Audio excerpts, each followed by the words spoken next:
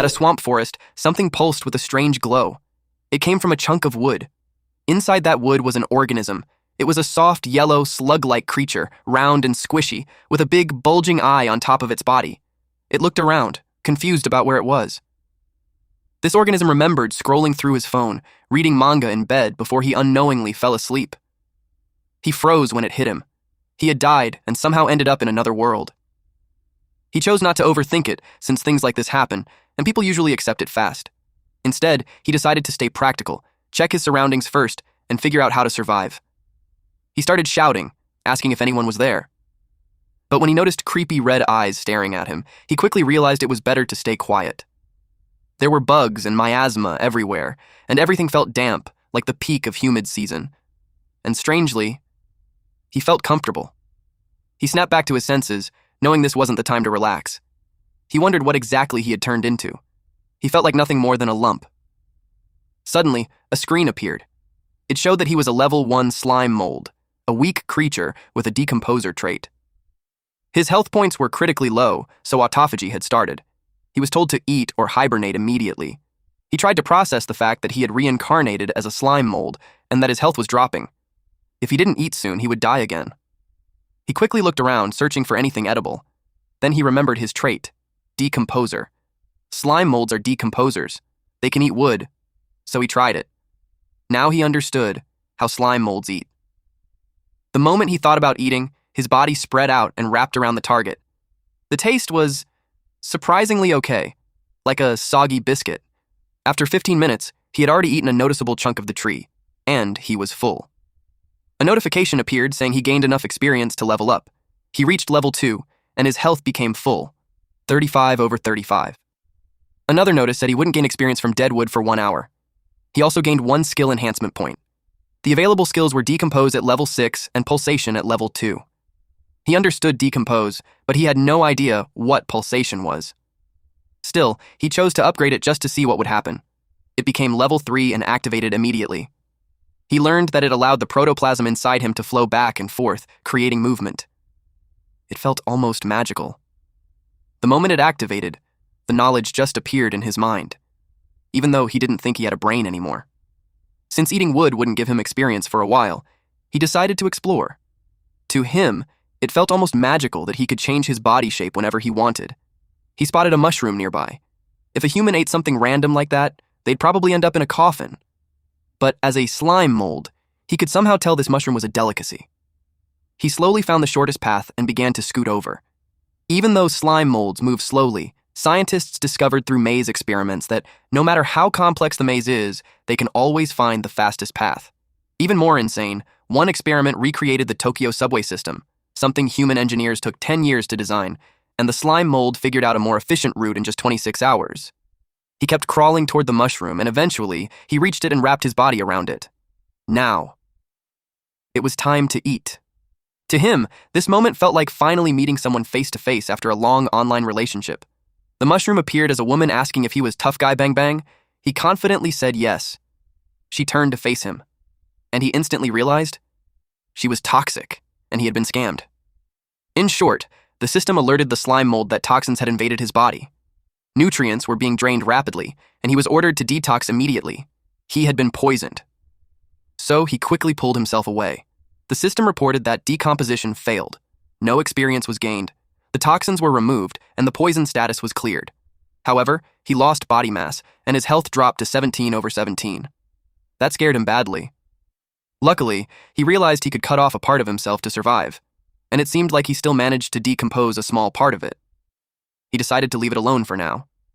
He told it to wait until the general slime returns to camp and comes back stronger. He positioned himself back onto the dent in the chunk of wood, and after 15 minutes, he carved an even deeper dent into the wood. He was full. The system notified him that within the time limit, decomposing dead wood gives no experience. His condition returned to optimal at 35/35. He felt relieved to finally be back at full health. He crawled away from the tree. His plan was simple. Decompose a little, retreat before getting poisoned, return to heal using wood, and repeat the cycle. He called it Project Move Mountain. As long as he had enough time, he believed he could take it down.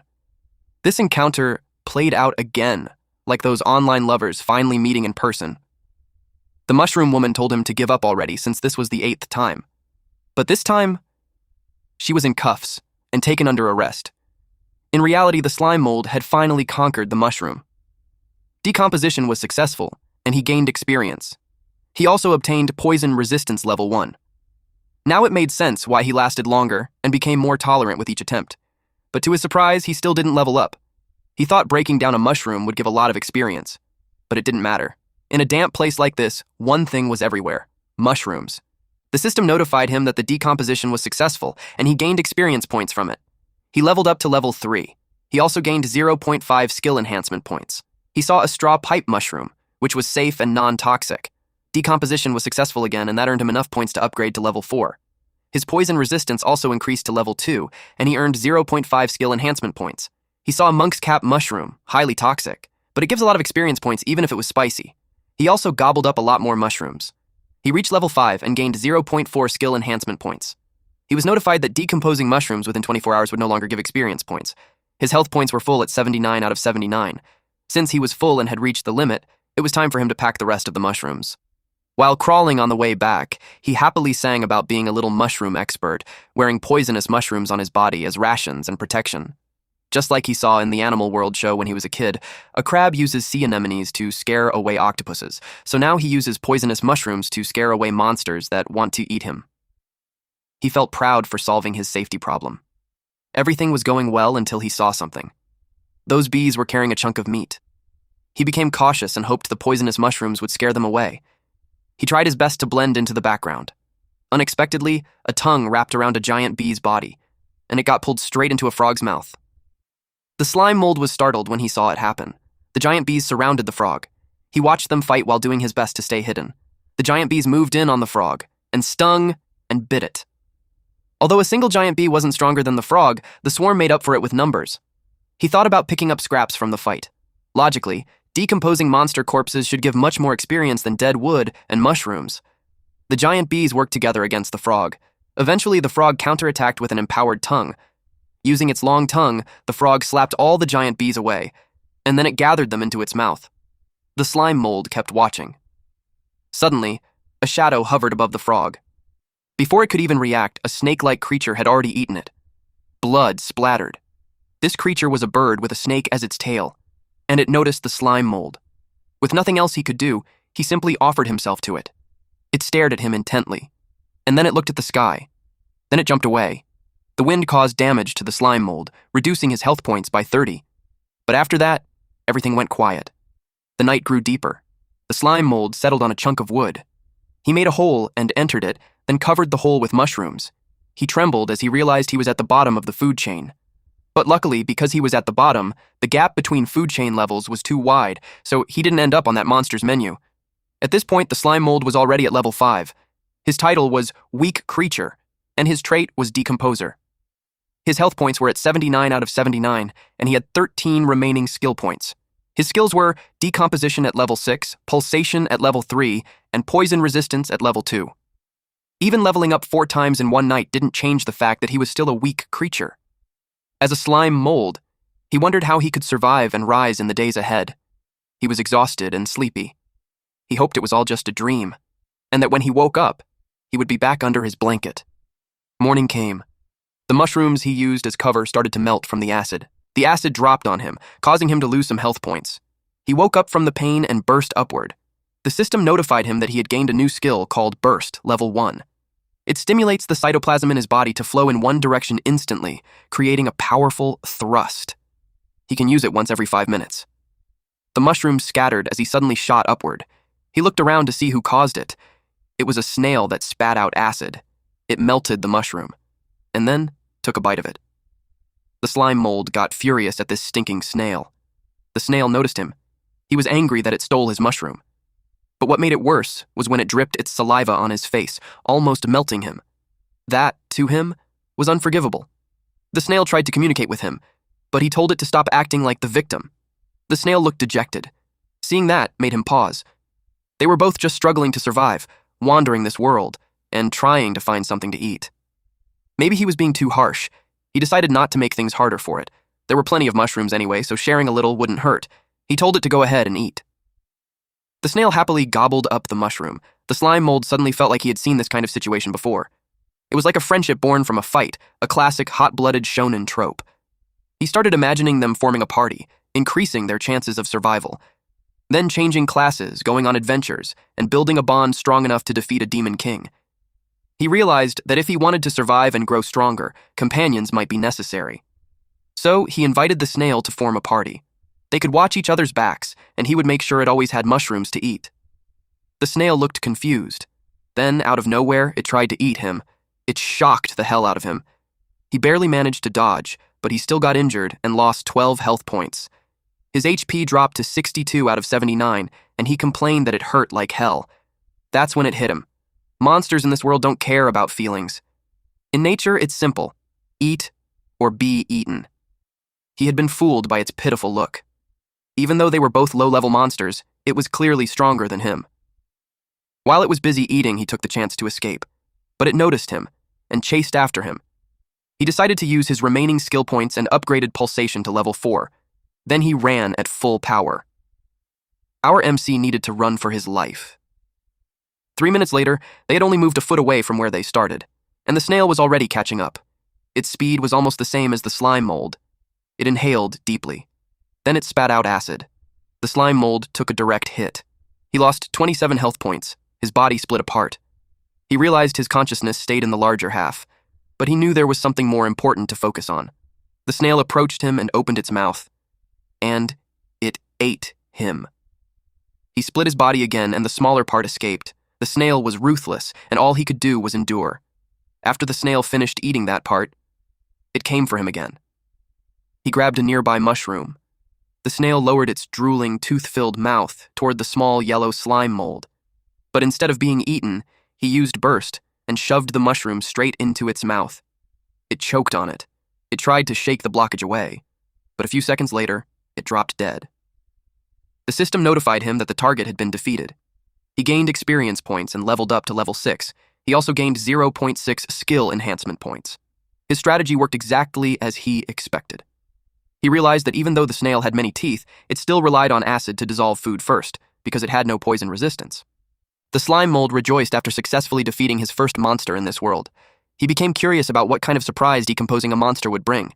He realized that the snail meat was slimy and disgusting, but he knew better, so he tried to pretend it was like eating fancy French cuisine.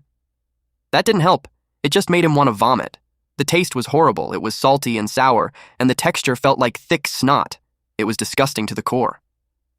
The system showed that the decomposition had been terminated, and he gained no experience points.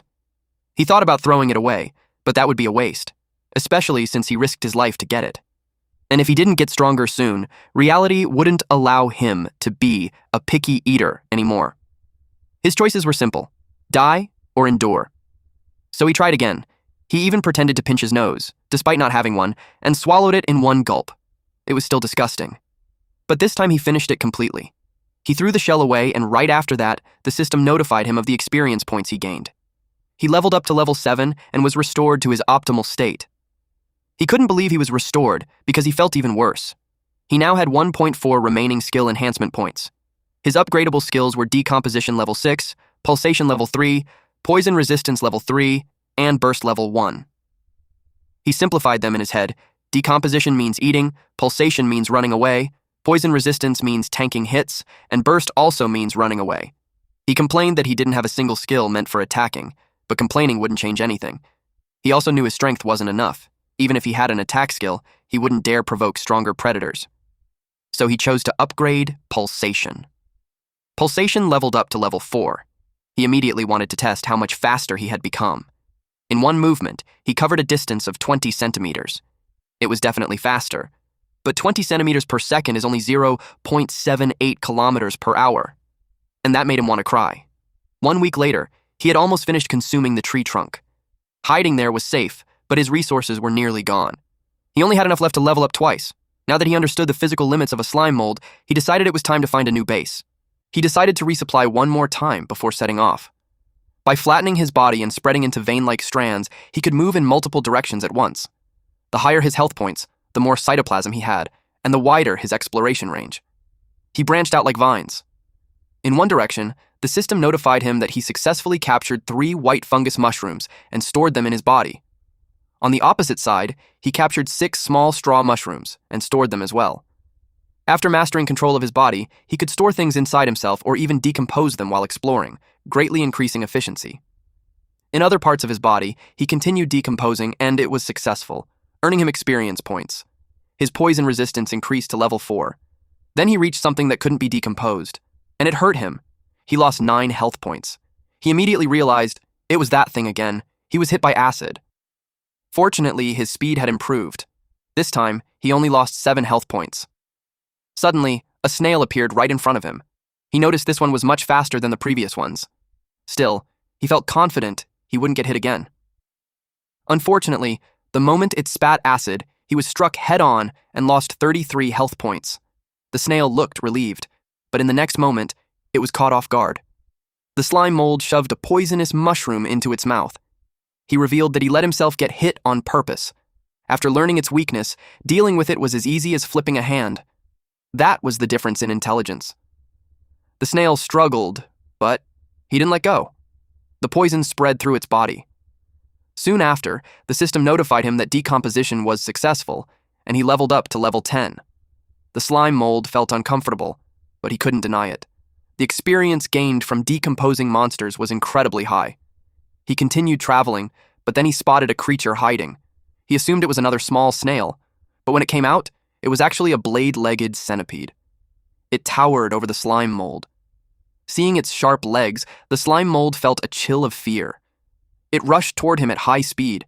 He tried to keep it away by waving mushrooms, but it simply sliced them apart. The slime mold realized that trick wouldn't work on this one. In the blink of an eye, the centipede wrapped around him and tried to bite him. The strange part was, the slime mold's body was immune to sharp blade attacks. To his surprise, experience points were practically being delivered to him, so he didn't hold back. A few hours later, he found another target, and another one, but this time, it was a bee. It looked delicate and pretty, so he felt a bit bad that he couldn't reach it. He saw a cockroach too, but decided to just ignore it. He kept moving forward, happily devouring mushrooms along the way. At this point, he had reached level 13, with health points at 157 out of 157. He had 0.1 remaining enhancement points. His skills were Decomposition level 6, Pulsation level 8, Poison Resistance level 4, and Burst level 1. He realized that eating meat made a big difference. The leveling speed was much faster. He started to think that being a slime mold wasn't so bad after all, and suddenly, he felt like he could do it again. The slime mold started thinking about changing his diet. He especially wanted to try frog legs. Following that logic, as long as he survived the hardest early stage, everything after that would snowball. His growth would become unstoppable, and ruling this world wouldn't be far off. Along his path, he noticed another pool of water. He realized that the mangrove forest was full of pools like this. That made him think there must be plenty of resources underwater. He grew curious about exploring it. So he tried. But the moment he entered, his body swelled up so much that he felt like he might explode. The slime mold reacts to its surroundings. When it loses water, it shrinks. When it absorbs water, it swells. Like a red blood cell placed in fresh water, it expands uncontrollably, reminding him how fragile a single-celled life form really is. He quickly gave up on exploring underwater for now. Suddenly, something rose from the water. He froze when he saw a crab. The crab stayed low in the water, its eyes twitching as bubbles came out of its mouth. The slime mold immediately started thinking about how tasty it would be.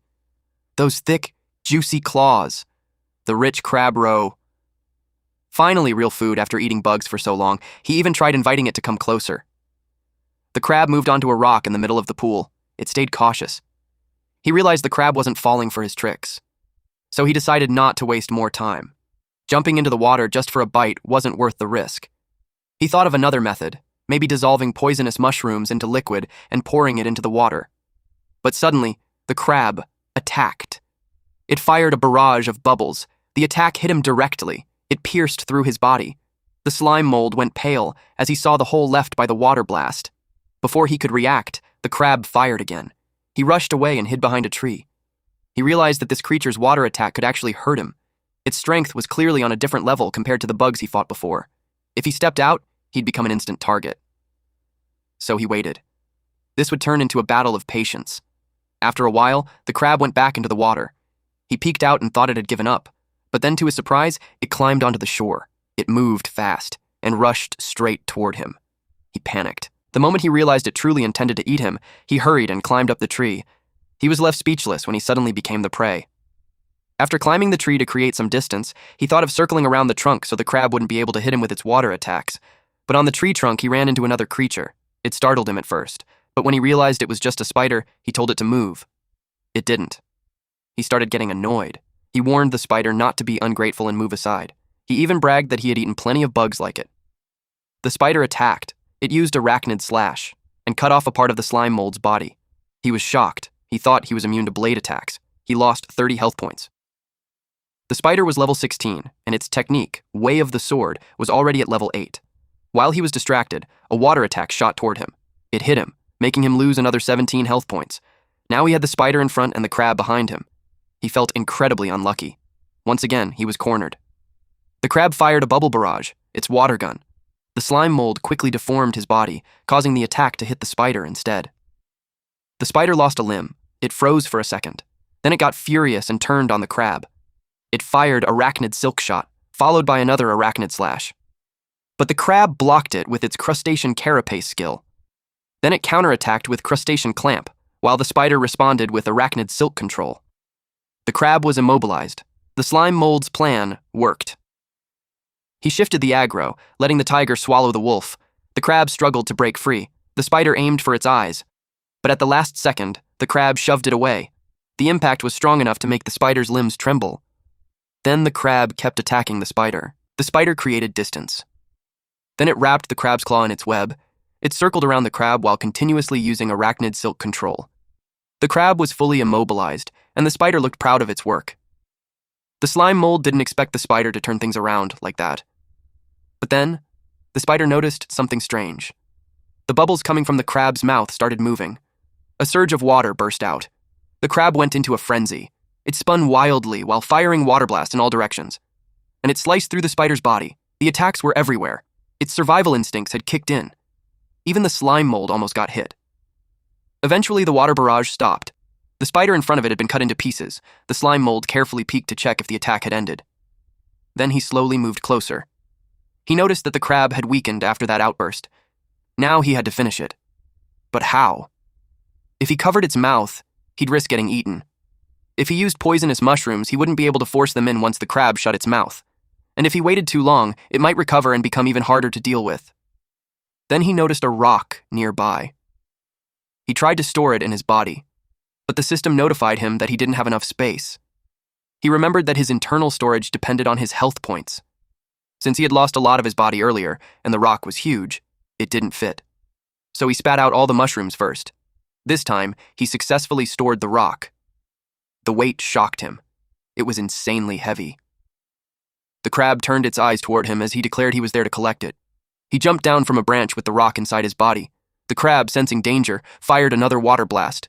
It was still trying to fight. But the rock was already coming down, and it crushed the crab. Just like that, the fight ended. The winner of this three-way battle was the slime mold. He gained experience points and leveled up to level 14. He proudly declared himself the victor. Now, it was time to feast. He settled into a new tree trunk and placed both the crab and the spider inside. Then he happily dug in. First, he chewed on the crab claw. He was amazed by how delicious it tasted. Until now, he had been eating wood that tasted like moldy biscuits or slimy snails and bugs with all kinds of weird flavors. This was the first time he had tasted something truly good since his reincarnation. It almost made him cry. He realized that good food could actually heal emotional pain. At that moment, he became even more determined to survive in this world because of all the delicious food waiting ahead. Not wanting to waste anything, he ate every last bit. Later that day, he was full and satisfied. He was now level 14 with 168 out of 168 health points. He had 0.6 remaining skill enhancement points. His skills were Decomposition level 6, Pulsation level 8, Poison resistance level 4, and Burst level 1. Now that he was full and hydrated, it was time to try something new. He targeted a rock. Then he forced power through his body. He tried hard. so hard that his body started to deform. But nothing came out. He was trying to copy the crab's bubble barrage. Logically, the crab just forced water out of its body to attack. So if a crab could spray, then a slime mold should be able to do it too. His body strained from the effort. But what came out just looked like he pooped. He got frustrated that it came out from behind. He kept trying. He squeezed until his body went limp, but he still couldn't control the direction. And worse, what came out had no power at all. That made him furious. And in that moment, he accidentally activated Burst Level 1. He slammed into the rock. Then the system notified him. Burst had evolved into Cytoplasm Spray. Cytoplasm Spray Level 1 instantly mobilizes internal cytoplasm to create a powerful impulse, shooting it out of the body. He remembered that Burst used to have a 5-minute cooldown, but now it was gone. So he went into full frenzy mode and started spraying everywhere. He was thrilled that the skill had no cooldown. As he kept using it, the system notified him that he reached the required proficiency, and his skill leveled up to level 2. But at that point, he looked completely withered. He realized that the cost of using the skill was his health points. Every shot consumed his HP. His health dropped so low that autophagy was triggered. The system warned him to eat or rest as soon as possible. He slowly figured out how his abilities worked. As a slime mold, he had no magic. The cytoplasm in his body was his only combat resource. All his skills were based on the natural traits of a slime mold. That made him wonder. Did this mean he would never be able to use magic? That thought disappointed him. Right now, his only path was to keep decomposing and absorbing things. Growing his body properly, that was the true path forward. Then, a strange idea crossed his mind. If eating things helps him grow, what would happen if he ate himself? He found a chunk of his body that had been cut off earlier. He didn't expect it to be that big. He decided to test if he could absorb it back. The moment he did, strange memories flooded his mind, even though he didn't have a brain. The memory started from when that piece fell off while he was on the tree branch. Then that separated chunk received system notifications. It was experiencing a split body state and was recovering health points on its own. Later, it was notified that its current health was full, and its maximum health had increased by 30. The slime mold realized that even though the separated parts of his body had no real consciousness, they could still perform decomposition on their own. When he reclaimed them, he gained all the experience points and health they had accumulated. He was pleased to discover this little bug. He came up with a plan to split his body into multiple parts, send them out to work, and then reclaim them later. One mouth would become many. His leveling speed would increase drastically. He used division to cut off a piece of himself. One thing he noticed was that whether it was the main body or a split part, if health points dropped below 30, it would enter autophagy. Right now, his max health was 198. As long as there was enough food, he could create as many split bodies as he wanted. A chunk of him pierced through his center before separating from the main body.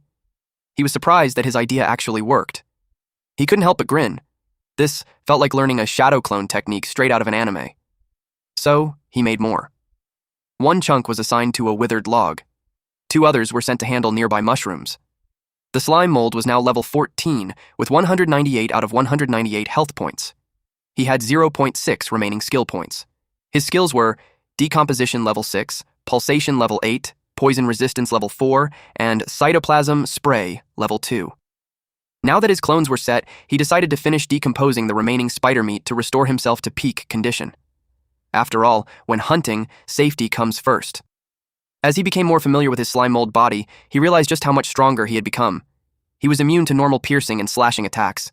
Even against stronger slashes, he could simply reconnect his body, making him effectively immune. At this point, even powerful physical attacks could barely threaten him. The only thing he was worried about was magic. But so far, he hadn't encountered any. Maybe his current area was too small. Or maybe this world was just another version of the animal kingdom. The water grew still, but bubbles slowly rose to the surface. 2 chunks of slime mold floated there, gently wobbling, as something beneath the water began to stir. Suddenly, a claw gripped the slime mold. Apparently, there were crabs in that pool of water. They crawled out, carrying chunks of slime mold, and they followed the slime trail. Until they noticed something. The slime mold pushed a tree, and it fell on them. Just like that, he caught 6 demon crabs. That boosted him to level 15. He finished decomposing them and restored himself to peak condition. He targeted the rock again, and used a plasmodial barrage. In his mind, he looked like a lone gunslinger, cloaked in dark robes, calmly aiming a massive weapon. He sprayed the rock, and reached the needed proficiency. His cytoplasm rose to level 6. After 2 days, he entered an autophagy state. This came from training, improving his power and accuracy. His limit at full stats was 30 shots. He started thinking of a way to get even stronger. He took a mushroom and a stone to add some spice to the move. He wrapped poisonous mushrooms and fired them, letting him poison targets from a distance. By the same logic, if he wraps stones and shoots them, he can boost physical damage. He tested it on his practice target and it worked. Confidence surged through him. The slime mold narrowed its eye, now fully convinced of its own genius. Suddenly, he heard a sound from the tree hollow. At first, he thought it was a bird, but the creatures glowed like fireflies. He climbed the tree. His curiosity took over. When he reached the hollow, he was surprised to see a glowing bird. It was exactly what he imagined earlier. He quickly backed away after seeing a monster that could use magic. He retreated as fast as he could. The bird watched him, and then it used symbiotic scrying. The bird shared its vision with a pink-haired human. She was with a team of adventurers. The blonde, middle-aged man asked if she found anything. She said no, but mentioned spotting a slightly strange little monster. The magician in the party found it strange that they hadn't encountered a single high-level monster on the road. The pink-haired girl rode a beast that looked like a bear, which she called Little Steelback. She ordered it to sniff carefully and guide them to the way out. Their magic communication couldn't reach the guildmaster, as if everything had been cut off. Meanwhile, the slime mold sensed that the beast had noticed him, so he ran as fast as he could. He knew he couldn't mess with that thing, but he had no idea where to go. He thought about crossing the river and hiding there to stay safe, but he didn't know how to get across. He applied the momentum theorem, and while midair, he activated plasmodial barrage. He flopped onto the other side, losing 80 health points. He kept running as fast as he could. When he was far enough and completely exhausted, he finally stopped. The encounter scared him badly. He decided to eat a branch to recover his energy. Even though he was strong against low-level monsters, facing something just one rank higher could kill him instantly. Suddenly, he felt an ominous presence. He panicked, thinking something had chased him there. The pressure felt even worse than that snake crane monster. He wondered if it was the owl, but then he realized it wasn't the owl. A long, severed body part lay on the ground, its surface covered in thick, overlapping ridges. The end was scorched and still burning, heat rising as it twitched faintly among the broken wood. It had crushed the surrounding trees. He froze when he saw it.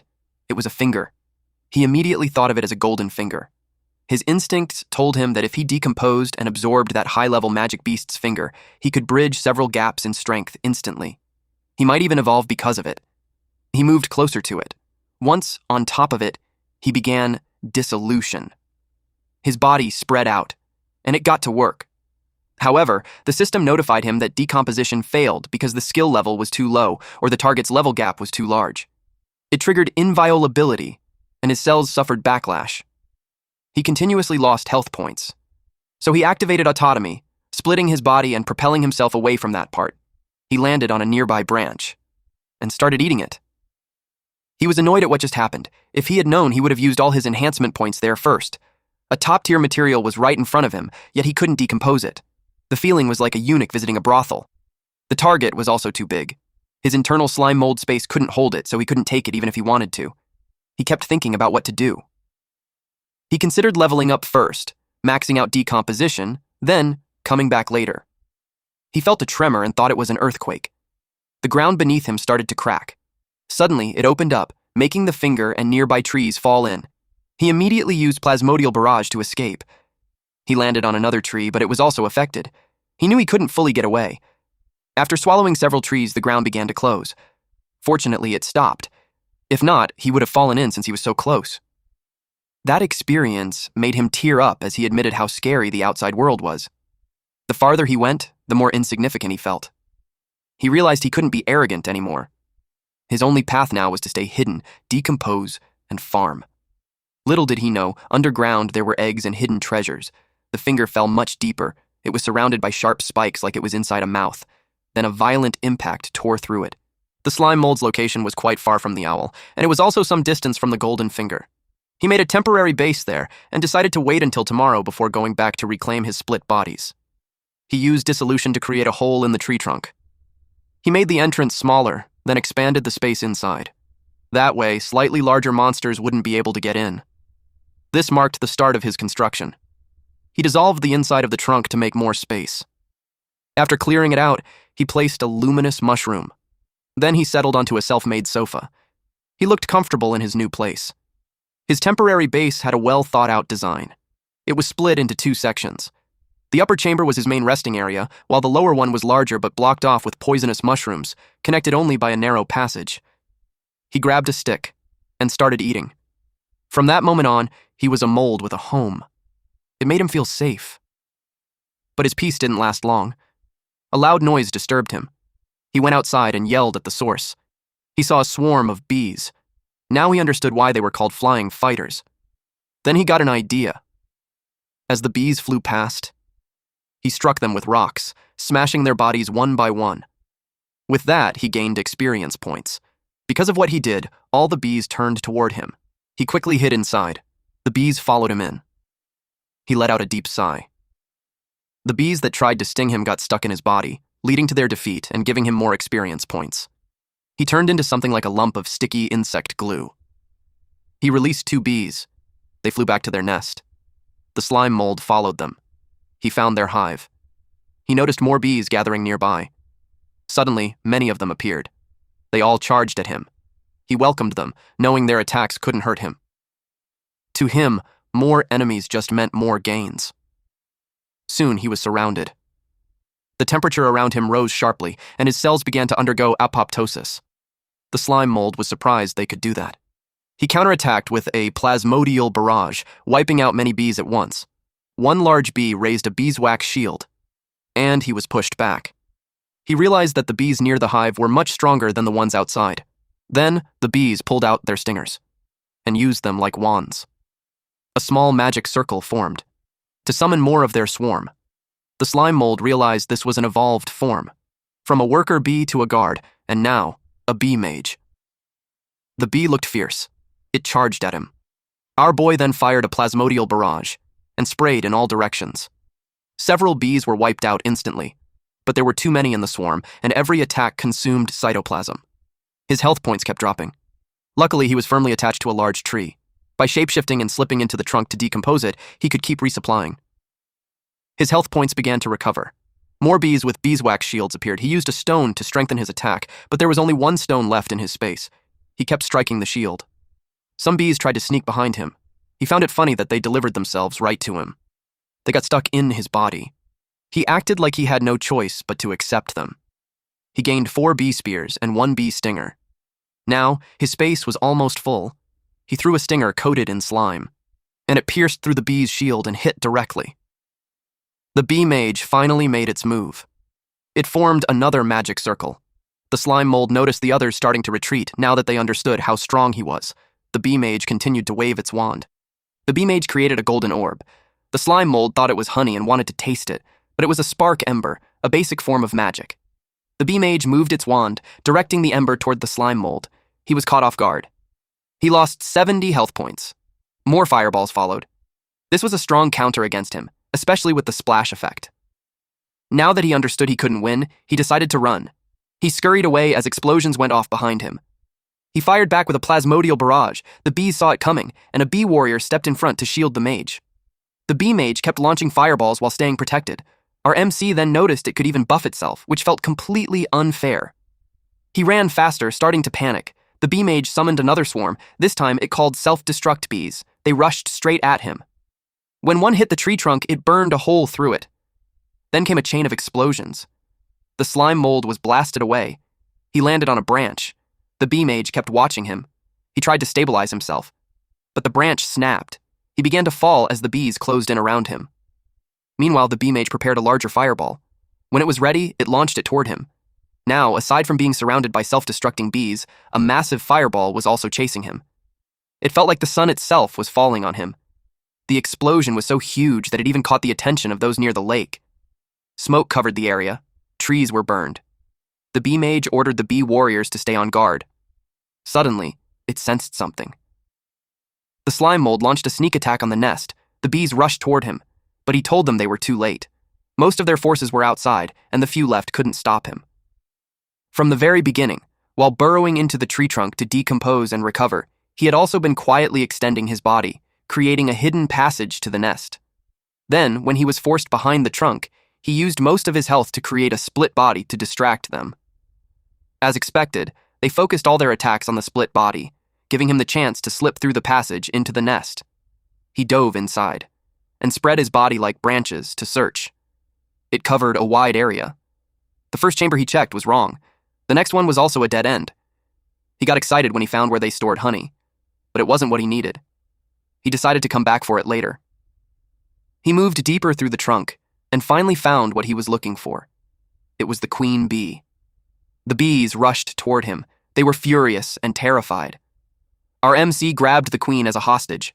The queen struggled in anger but couldn't do anything under his grip. The bee mage let out a loud buzz, giving commands to the others. The bee warriors raised their shields. The slime mold realized there was no room for negotiation. Without hesitation, he smashed the queen's head with a rock. The bees fell into despair. They lost their strength and dropped. The queen bee was like the core of the swarm. Once she died, the entire colony collapsed and broke apart. At first, he thought about negotiating, but it seemed that low-level monsters only followed instinct. He gained several levels, reaching level 17. The system notified him that his experience points had reached the level-up requirement. Decomposing bee waste within 24 hours would no longer grant experience points. Health points exceeding the maximum would be cleared after an hour. The slime mold had now reached level 21. His achievement was Weak Creature, and his trait was Decomposer. His health points were at 918 out of 802. He had 0.3 remaining skill enhancement points. His decomposition was level 7. Pulsation was maxed. Poison resistance was level 7. Cytoplasm spray was level 6, and Central Command was level 2. Decomposition didn't just boost his poison resistance. He also gained a new skill called Central Command. However, when he tried adding a skill point to it, nothing happened. He wondered if it was because he didn't have any subordinates to control. The system informed him that Decomposition level 7 was a racial skill, meaning it could only be increased through proficiency. He originally planned to max it out for scavenging, but he didn't expect that racial skills couldn't be upgraded with points. Instead, he would have to focus on maxing pulsation first. Fortunately, the rewards this time were plentiful.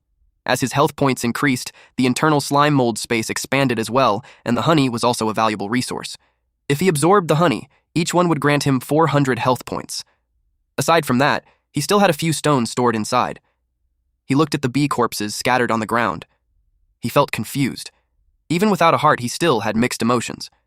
Ever since he turned the tables on that snail, he had stepped onto the path of a predator. He started with bugs, then spiders, then even crabs. Now, looking at the bees, his mind drifted. He imagined a young crab waiting for his father to come home early and play with him. But that child would soon learn the truth. The father called the mother, saying he had to entertain clients and couldn't come home to play. The mother told their child to understand, saying his father was working hard for the family. It was almost midnight. The mother crab started to worry. It was late, and there was still no call. She wondered if he had passed out drunk on the way home. She decided to go out with her son to look for him. The child happily sang as they searched. His mother told him to keep his voice down so they wouldn't disturb the neighbors. Then they saw a staggering crab in the distance. The child thought it was his father. He called out again and again, but there was no response. He shouted that his father was going the wrong way. The mother assumed he was just too drunk and told her son to go help him, so the young crab ran toward his father. But when he got close, he saw the truth. His father was being eaten by a slime mold. It was gruesome. The child let out a scream. The slime mold was terrified that he had become the villain. It was just a dream. When he woke up, he realized it was already night. He figured he had been overthinking. His mind was still human, so he felt guilt. But now that he was in another world as a slime mold, he had no control over that. If he wasn't the hunter, then he would be the prey. The weak were food for the strong. It was survival of the fittest, the law of nature. If he wanted to survive in this world, hunting and decomposition were his only options. Material conditions shape everything. First, he needed to solve survival. He decided to go reclaim the split body he had left earlier. He wondered what it might have gathered. He started moving. Unexpectedly, he saw a faint glow in the forest. It was a campfire. He froze. Then curiosity took over, and he moved closer to check. Around the fire, a man lay on a blanket reading a book. He asked a woman named Nia if she wasn't scared of getting poked while leaning on that spiky pig. The slime mold couldn't believe it. They were actually humans. She said she wasn't scared. When relaxed, Little Steelback's bristles became soft. She thanked the beast for its hard work and said they would rely on it again tomorrow. Nia Ross was from the 100 Style Guild, a C-rank adventurer. Another man, Rake Carter, also known as Captain Hawk from the same guild and a B-rank adventurer, said they originally planned to search for the guild master, but instead, they got lost. As captain, he took responsibility and apologized. The man reading the book was Cole Fern, also from the 100 Style Guild and a B rank.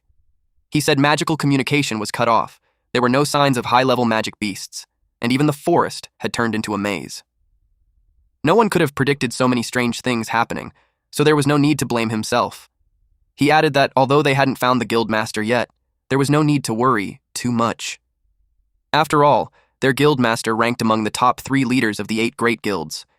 Once they found their way out tomorrow, they would report everything to the church.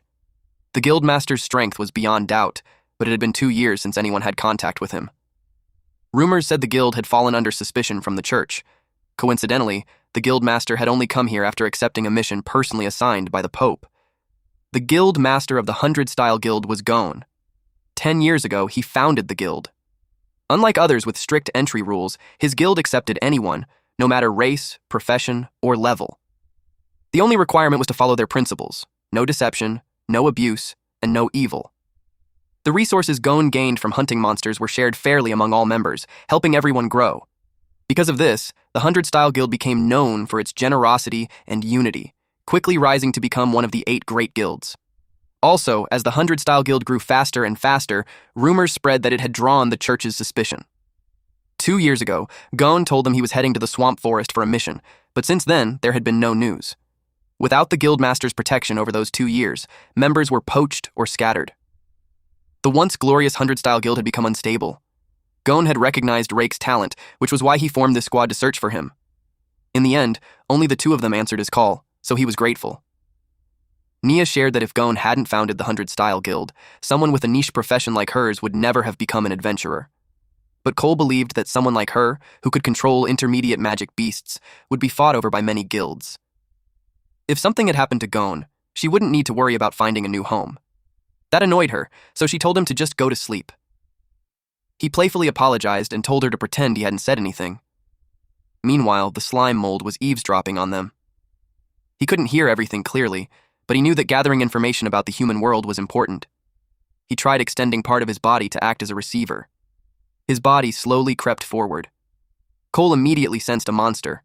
Without warning, he fired an ice spike that pierced the extended part of the slime mold. The system alerted him that the frost effect was highly effective. His speed dropped by 90%. Our MC panicked. The other 2 jumped to their feet, but Cole remained lying down. He said he had already dealt with it. They looked over, curious. Little Steelback watched closely. Then it suddenly bit down. It dragged the slime mold out. He panicked. It all happened too fast. He knew he was doomed. At the last moment, Little Steelback stopped when Nia gave the order. She scolded them for attacking without thinking. To her, it was just a small passing monster, not a threat, so she told the beast to let it go. It spat the slime mold out. She caught him in her hands. She felt like she had seen him somewhere before. Then she asked if he wanted to form a contract with her. At that moment, she looked like an angel to him. He was happy. For the first time in this world, he felt like he could have a connection, so he nodded yes. But Rake told her to stop messing around. They still needed to find a way out tomorrow. This wasn't the time to collect monsters. He also said she shouldn't waste mana on a low-level creature like a slime.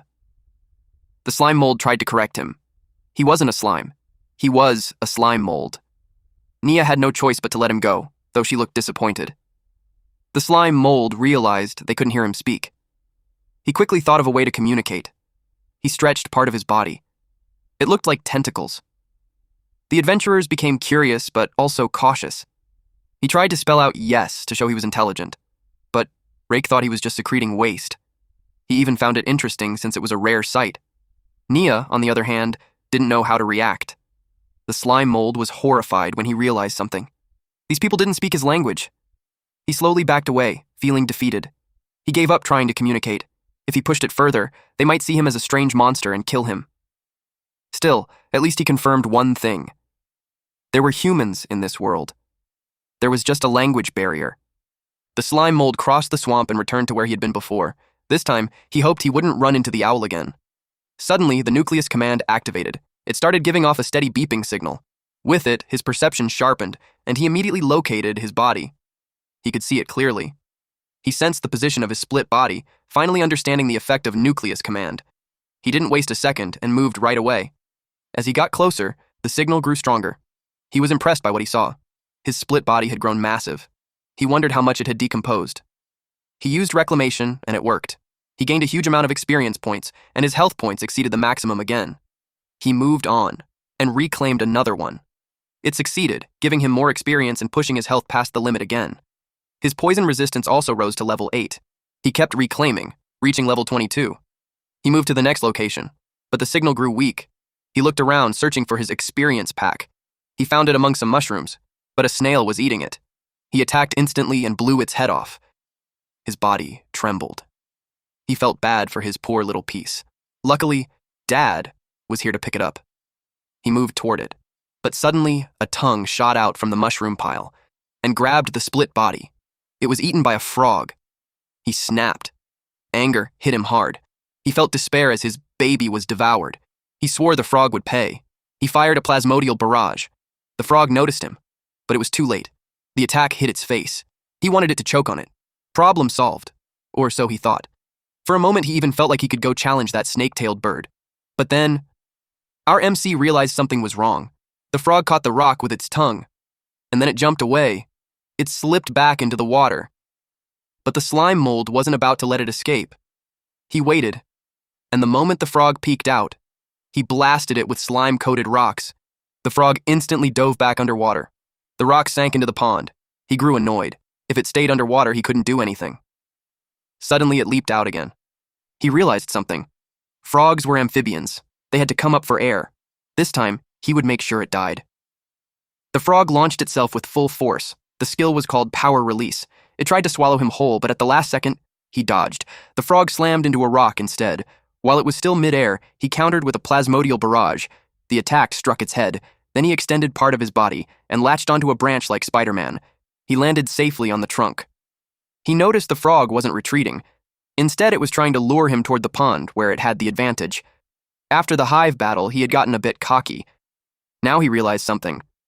Out here, you never really knew who was the hunter and who was the prey.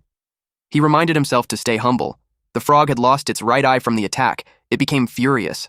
It leaped toward him as he dangled from the branch. He had already used up all his stones. He followed his instinct and attacked first, but to his surprise, the frog ate what he fired. That caught him off guard. The frog climbed up the tree and shot out its tongue. It latched onto him. He was pulled toward it, but he held tightly onto the branch. Unfortunately, the branch snapped. He panicked. He was about to be eaten. In a desperate attempt to escape, he twisted the part of his body gripping the branch and stabbed straight into the frog's mouth. The frog dropped. It bled heavily as it fell back into the water. That was too close. The corpse slowly sank and eventually disappeared. He felt a bit disappointed. It fell into the water, so he couldn't decompose it. The surface showed a few bubbles. Then suddenly, an attack shot toward him. Half of his body was instantly destroyed. The force was overwhelming. It even snapped the trees behind him in half. The frog emerged again and swallowed him. Its appearance had changed. The attack it used was called Sanctified Fall. Slime Mold's expression was basically, what the hell?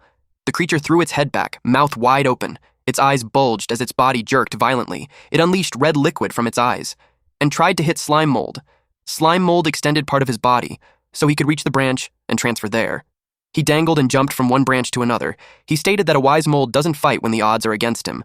He was surprised when he learned that the frog monster had a third form. If that was the case, he wondered why the one eaten by the snake crane earlier didn't transform or struggle at all. He knew it wasn't a difference in skill between individuals.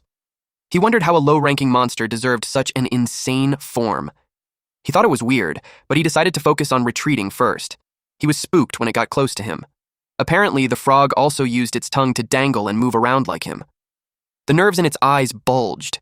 It activated Sanguine Lash. A red tentacle shot out from its eyes, slashed the tentacle part of Slime Mold's body, and scraped across him. Instantly, he lost 199 health points. The system alerted him that a foreign object had invaded his cells. Decomposition started. He was shocked to learn that the blood was toxic, and even poison resistance couldn't stop it. The frog attacked with a tongue lash, it got stuck to him, and he got smashed to the floor. But he didn't panic since physical attacks don't do damage to him. Unexpectedly, he fell into the water. The frog lunged forward with its mouth wide open, ready to swallow slime mold. It clamped down on the slime mold. It was peaceful for a second until the frog suddenly realized slime mold was creeping out of its mouth. Slime mold slowly made his way out of the mouth. He was constantly losing health points from the acid inside its mouth. Before he got digested, he needed to eject his main body, but just prying its mouth open used up all his strength. He couldn't split. The frog shoved him back inside its mouth. He had no choice left. He gambled, and a part of his body dropped into the water. The water entered his body. The frog started choking. His plan was to stuff it to death. But the frog struggled and still forced him deeper into its mouth. Slime mold was forced to consume all the honey and gained 400 health points continuously. Slime mold resisted by absorbing more water and making himself bigger. Eventually, the frog exploded, and slime mold was free. The system notified him that he defeated the trash and earned experience points. Decomposition of the foreign object was successful, and he now obtained an antibody. He was dumbfounded, though. He had become huge. He obtained osmotic pressure. Regulation at max. His health points were at 11,870 over 924. The excess health points would be cleared in an hour. The water kept flowing in. Because his body size increased, he had enough cell fluid to regulate the changes in osmotic pressure. It was such an unexpected gain, but he didn't like that his 10,000 plus health points were going to disappear soon. It was an achievement he got after emptying his inventory, so he decided to make the most of it. With his current body size, he imagined himself like a Godzilla. He thought of a great idea, which was the game called Rolling Sticky Ball. Slime mold's decomposition was successful. He earned experience points. He moved around like that, so he kept gaining more experience points. He continued to explore the pond. Fish were running away, but they easily got stuck in his body. Even though he adapted to the osmotic pressure, the resistance while moving in water was still too much. Those fish monsters were agile, so he relied on his size advantage to catch them. But it wasn't worth it at all. So he decided to go back to shore. He moved slowly, but he eventually reached the shore. A lot of things were stuck on him like rocks. There were also leaves and other materials. He safely managed to reach the shore. Some otters that were about to eat the fish noticed him. He said hello to them. When they saw him, they were scared to death. He towered over them with all kinds of things and even living creatures stuck on his body. He covered them with his body. But he only took the fish and left the otters unharmed. Those two were left dumbfounded. Since there were already so many resources, he chose not to kill indiscriminately. He let the cute monsters go for now. He wanted to keep the last proof that he still had a human soul. He saw a squirrel on his way. The tips of its ears were glowing red. It dropped its acorn and went into combat mode. Its eyebrows and tail burst into flames. It attacked first using fireballs. Slime mold was in awe seeing fire magic, and quickly realized it was super effective against him. He continuously lost 60 health points. He warned the little cutie that since it started trouble first, it shouldn't blame him. He engulfed it while lecturing it that playing with fire is prohibited in the forest. He decomposed it and left its bones.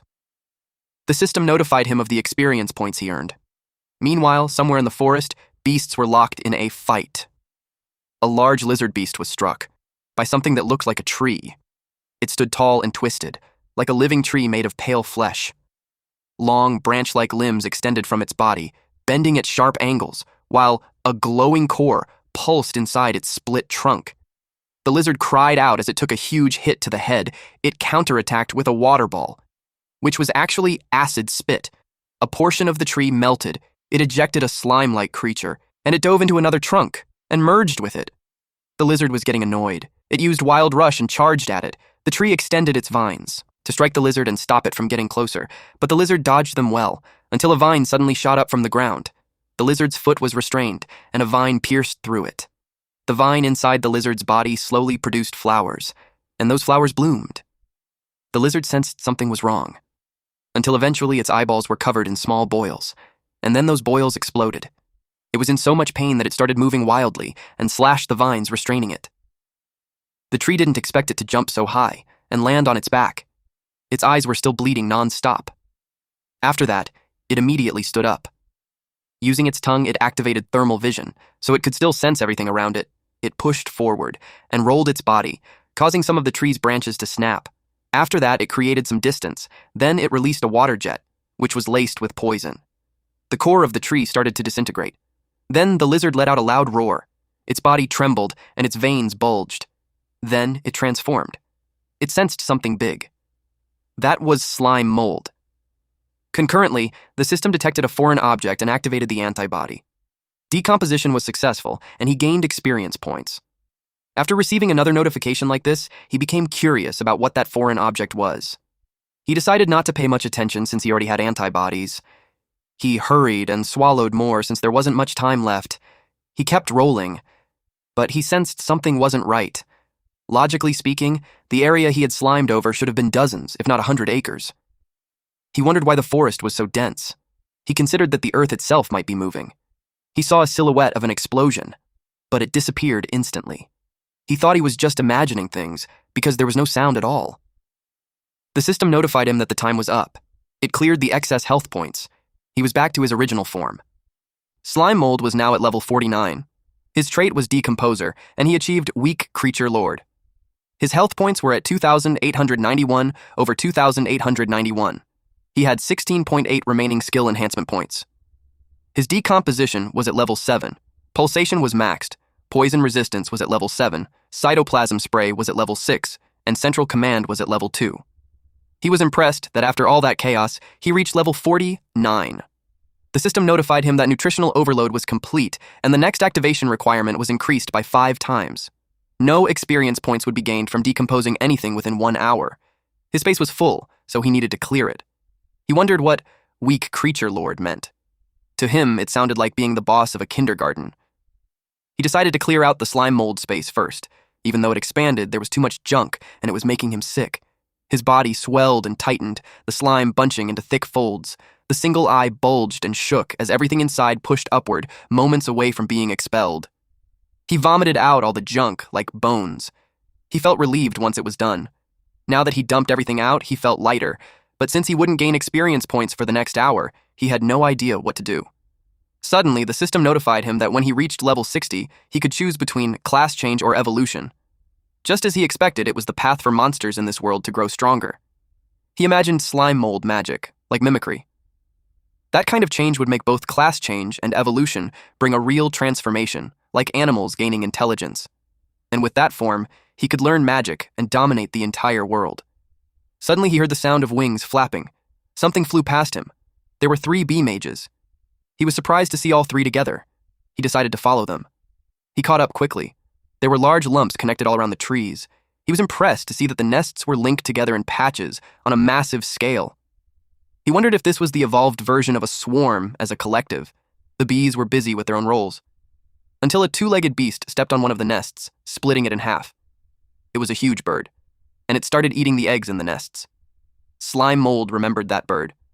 He had encountered it before, but its color was slightly different now.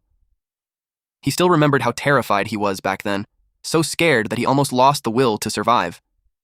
Fortunately, it didn't take interest in him at the time. The bees surrounded it. They attacked, but it was ineffective. They tried targeting the snake-tail part of its body, but that was also ineffective. They covered every inch of its body, and the bird simply shook them off. The bee mages created several fireballs and rained them down on the beast. It caused a massive explosion. Slime Mold felt slightly nervous. Fortunately, he managed to hide behind a rock. The destructive power was far greater than the nest he attacked before. Their abilities had clearly gone through a qualitative leap, not just a quantitative one. The bird absorbed the fire. Its belly swelled up, and the flames were extinguished. The bee mages didn't expect that. Now they trembled in fear. The bird went on a rampage, chasing and striking the bees while destroying the nest in the process. Its snake tail turned red. It had thermal vision. It pinpointed the location of the queen bee, and without hesitation, it devoured it. It chewed the queen bee in half along with the eggs. Slime Mold noticed that its body only turned red after absorbing flames. He also realized that killing the queen bee wiped out the entire swarm. Clearly, it wasn't a low IQ creature. With so many corpses around, he quietly collected some while staying hidden, storing them to decompose after an hour. The bird was suddenly startled when its tail froze over. Someone had used a freeze skill. It was the adventurers. They followed the magical reaction from the explosion and discovered this scene. But it was only an intermediate magic beast. Nia recognized it as a snake heron.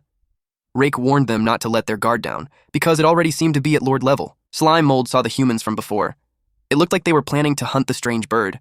The ice on the tail slowly melted. Eventually, the snake was able to move. The bird got annoyed at the adventurers. Rake told Cole to finish it with high-tier ice magic. He would buy him time to chant. Cole thanked him for the help. He promised to drop it in one move. The bird slashed with its talons. Rake blocked it with his shield. But it wasn't easy. His legs trembled from the force. He realized the thing was strong. After the high-level monsters disappeared, it must have feasted and evolved. He used a shield counter and shoved it away, but it threw rocks at him, followed by an attack from the snake. Nia told Little Steelback to use Tackle. It slammed hard into the bird, which made the snake miss its target. That was a close call for Rake. The snake charged again, even more aggressive, while the bird looked like it was about to throw up. It vomited fire. The flames were massive. The bird used a high-tier spell called Pseudo-Dragon Breath. They had to defend, so Cole made his move. He cast a high-tier spell, Glacial Barrier, and blocked the fire. But the waves of flames kept coming until it caused a massive explosion. Slime Mold felt both scared and amazed at the same time watching that level of magic. He knew that if he were a bit bigger, he'd already be cannon fodder. The ice barrier held. Cole gave everything he had. His veins were already bulging. By the time it shattered, the fire was almost gone. But the aftermath was bad. Slime Mold was impressed by how strong it was. It made him regret not knowing magic. Cole felt frustrated because his chant was wasted. Now, he couldn't use high-tier magic for a while. Rake told Nia to have Little Steelback cover him. The pig unleashed the spines on its back. The bird covered its head. Rake unleashed his power and shot up into the sky. The bird peeked and got confused. Rake came down with his meteor hammer. He slammed it into the bird's head. The impact shattered the ground. The snake hissed loudly in pain. The bird's head was left bloodied. That settled it. It was defeated. The snake heron already had the strength of a high-level magic beast, but as expected, the captain was reliable. It made Slime Mold realize that human combat thinking combined with teamwork was better than raw strength, letting them defeat stronger enemies. He decided to find a way to cling to that human's thigh as soon as possible. Rake turned his back on the enemy and told Nia to try reading the corpse's memories and check for clues about their guildmaster. Unexpectedly, the snake rose and bit Rake on the shoulder. Then, the bloodied snake slowly regained consciousness. Cole used an ice spike on the snake. The snake part of the snake heron had petrifying venom. He told Nia to quickly give the captain a purification potion. Nia did as told. Rake chugged the bottle, but he choked. His throat had already turned to stone, so he couldn't swallow it. He dropped the potion and was completely turned to stone. Cole told her there was no time to grieve. She had to run. She hesitated. Eventually, she rode the pig and they started running. The snake heron absorbed the captain's life energy, so it would fully recover soon. They retreated at once. The bird saw them, and it was clearly out for revenge. Cole drank a potion. He admitted they had miscalculated the snake heron. It already had the power of a high-level monster lord, but as long as they could escape within a week and ask the church to send a royal priest, they could still save the captain. Suddenly, it appeared right in their path. He didn't expect it to recover so fast. He took command of the fight. The bird charged at him. Nia was terrified. She asked what they should do now. He told her not to be afraid. He already had a plan. He told her to save her magic power so they could get her out of this lousy place later. He used an intermediate spell, Ice Gatling. It struck the bird's leg, and most of its body. The bird's neck swelled up. Cole could tell it was about to cast a high-tier spell again. He told Nia to ignore everything and just run. She asked what he was planning. They had no choice. If he didn't pin it down, neither of them would escape. He thanked her for the magic potion. As the fireball rushed toward them, ice started creeping over his body. He cast a high-tier spell and sealed himself inside a glacial barrier. Nia showed a look of despair. While the ice wall blocked the fire, she forced herself to run. She was determined to escape and report the strange forest to the church. An owl suddenly flew above her. She heard it cry, "Miwu," and was surprised to see it. The magic connection had been cut earlier, so she thought it was gone. With its vision, finding the exit should have been easier. But suddenly, it turned in a different direction. It landed on a branch and activated Sanctified Fall. Its body began to glow. It locked its eyes on her. She turned pale when she saw it. At the same time, inside a sealed place, corpses of different beasts were scattered everywhere, and Gon sat at the center. The system warned him that his status had reached its time limit. Fatigue and other negative effects would no longer be hidden. Also, his mana loan had reached its limit. It began draining his stamina to repay the debt until it was fully restored. He understood that. Especially after seeing the mountain of corpses in front of him. The corpses clumped together and spoke to him. It said it could see him panting. In 2 years, he killed all the high-level magic beasts in the swamp forest until none were left. That monster had died by his hands countless times. It asked if he had finally used up all his assets. The one speaking to him was the king of the swamp forest, Yahello. It told him to speak instead of muttering to himself. It asked if he was looking at what they called the system. It knew Gon relied on that system to raise his guild into one of the 8 great guilds in such a short time. Then it spoke about the secret inside its body. They had gathered similar knowledge from other universes and called it a transmigrator. They gave everything, holding nothing back, just to kill him. They lured him into a trap, but didn't expect him to grow this strong while still hiding many trump cards. It decided to give him one last chance. After destroying everything he had, it would turn him into a corpse puppet. He could also choose to join them or work with them for their grand plan of dimensional ascension. He simply said he would think about it. Right after that, he said he was done thinking and grabbed his weapon and slashed that scum. His answer was simple: kill it. But Yahello told him that no matter how many times it happened, it was useless. Inside the eternal barrier, it was immortal and could not die. It transformed its body. It created a form made of several heads. It told him that no matter how strong he was still just mortal flesh. Seeing him pant only proved he was reaching his limit. Since he refused to cooperate, it would kill him instead. Gon took something from his inventory. It was a container filled with golden liquid. He shattered it and let the liquid spill around. This was called true holy water. Yahello asked what it was. The liquid spread, and its presence disturbed it. Then it began to rain true holy water. This liquid could burn the soul. Even if it couldn't gain physical immortality, it meant nothing against this. It was a shame he had to use it. He had been saving it for the mastermind behind everything. Yahello cursed him. It demanded to know where he found such holy water. It kept cursing until its body finally faded away. The true holy water spread. Suddenly the system warned him that a high-energy reaction was detected, and the target was about to regenerate. A blinding pillar of golden light erupted upward, tearing through the ground as debris flew everywhere. The energy spiraled wildly, overwhelming everything around it. Chunks of the creature were blown apart and sent flying through the air, streaked with light. Below, Gon stood in the middle of the destruction, weapon in hand, as the remains scattered around him. He confirmed that the final move was Sanctified Fall. But true holy water burns at the soul level. If the soul is gone, even Sanctified Fall cannot restore it. Yahello entered Sanctified Fall mode, its massive body unfolding in midair. A bright golden core glowed at its center, while thick, tentacle-like limbs spread outward, radiating power. It laughed, enjoying how Gon almost killed it.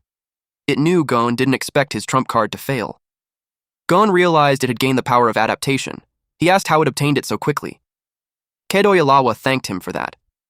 It asked if he remembered the Dragon Emperor's finger he had cut off earlier with a single strike. It thought about how powerful his spear art was to cut even the Dragon Emperor's skin. After he cut it off, the finger disappeared, and it couldn't sense it anywhere in the swamp forest. It wanted to know how he did that. Fortunately, it seemed that some weak monsters who didn't know better had touched it. That triggered the Dragon Emperor's inviolability trait, allowing it to sense the corpse again and reclaim it. It used a technique called corpse reclamation. After reclaiming it, everything made sense. Gon had sent the Dragon Emperor's finger far away so it couldn't detect it. The reason was simple. He had coated it with true holy water. If he had used that amount on it earlier, its soul would have been destroyed for sure. But because Gon hid it, it had time to adapt to the remaining holy water on the Dragon Emperor's finger. That's how it gained the power of adaptation. Now that all of Gon's cards were exposed, it was ready to kill him. A massive stone hand burst out of the ground, fingers spread wide as chunks of rock broke off and fell.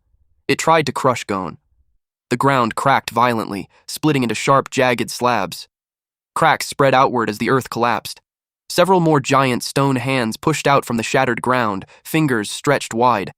Rocks broke apart and rained down as they forced their way up. Then, a sudden, violent impact struck. Everything blurred as force slammed down again and again. The ground caved in, forming a deep pit. Kadoyalawa called this technique earth burial. Deep underground, Gon used 20 layers of elemental runestone effects along with the skill earth attribute absorption. He forced his way out. He charged forward using his spear art, piercing all things. Kadoyalawa knew that no matter how strong the weapon was, its durability would eventually run out.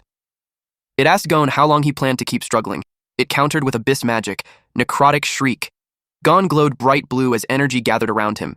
He held his ground, charging power while a red force surged around him. He received a warning that his weapon's durability was about to reach its limit. He was told to repair it as soon as possible. His magic resistance had also dropped below 20%. His body had entered a fatigued state, and he was advised to rest immediately. Even as blood dripped from his mouth, he pushed forward and used the technique 1-inch punch spiral force. He was warned that using high-tier martial arts in his current state would cause irreversible damage to his body. But he didn't care. His weapon broke. Kadoyalawa saw it and was pleased. Gon was overwhelmed. He crashed into the ground. His left arm bled heavily. It was completely ruined. Kadoyalawa called him a fool. It said he should just die quietly instead of suffering like this. It couldn't believe he was still thinking of a way to turn things around. Gon regretted saving his skills earlier. He admitted Kadoyalawa was right. He should have used all the true holy water from the start. The Dragon Emperor's finger appeared. Kadoyalawa said its farewell. It told him that no matter what system he had, he could never win, because he was facing the entire Holy Sea. The giant dragon talon descended toward him, but Gon looked determined. At the last moment, he pulled something from his inventory. It was a scroll. It was the Demon King's favor. Kadoyalawa was surprised to see a demon contract. It called Gon a hypocrite for opposing their plan while secretly making a deal with a demon long ago. It begged the Pope to save it.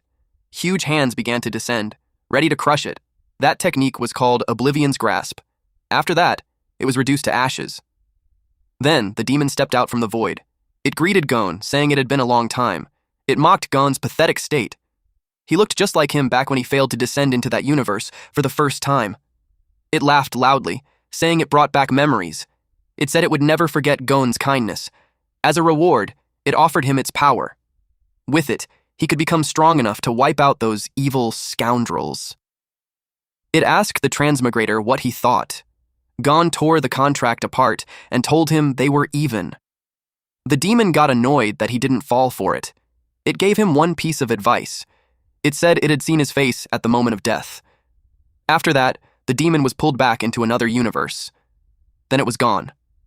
Gon's health was at 2,189 out of 2,865,981, and he had no mana left. Since the target was erased, he gained no experience. The field seal was lifted. The system warned him that the mana loan was still draining his health to repay the debt. He was told to recover immediately. Gon sat down. He didn't look good at all. He wondered if the summoning of the Hope of Coordinate had worked. He wanted to connect to the system for communication. He was told the connection failed. Transmigrator systems were not linked. Meanwhile, Slime Mold received a notice that decomposition had failed. The target was not organic matter. He had been trying to eat Rake. He needed to confirm that the man had really turned to stone. He jumped down from the body and decided to take the equipment. Then he dashed away. He thought that if he helped the humans when they were in danger, he might be able to hitch a ride back to their town. He stopped when he saw the ice wall. He knew the mage made it, so he expected them to be nearby. He assumed they had already killed that ostrich. He planned to grab some loot while he was at it. But for safety, he decided to observe first. He used search. He was shocked by what he saw. A roasted human body lay in front of the bird. The snake wrapped around the body and grabbed it, then dumped it straight into the bird's mouth. Suddenly, the bird whipped its head. Slime Mold ran right away. He didn't expect another one to be down. The bird was getting stronger. He thought the girl might already be dead too. At the same time, the owl turned savage. It charged at Naya using a dive attack. She realized it was no longer their companion. Little Steelback used Spiny Back. If it dove straight in, it would get pierced. so it stopped, and used Iron Beak Gale instead. It had multiple heads, and its movement created wind blades that sliced through the trees around them. A wide part of the forest was affected. Tree trunks kept falling one after another. Nia could only brace herself. At that moment, Slime Mold passed by. Nia begged for someone, anyone, to save her. She wondered how Miwu ended up like that. She saw little Steelback buried under the fallen trunks. She told it not to be afraid. She would transfer mana so it could recover right away. Miwu let out a loud cry. Its heads merged into one. Its neck stretched long and lunged straight at her. She instinctively used mind control. Miwu stopped. Then Nia was pulled into another dimension. She felt relieved that the pet contract hadn't broken. She had entered her spiritual world. She saw an angel inside. Miwu was being carried by it. She wondered why a noble angel would exist inside little Miwu's spiritual world.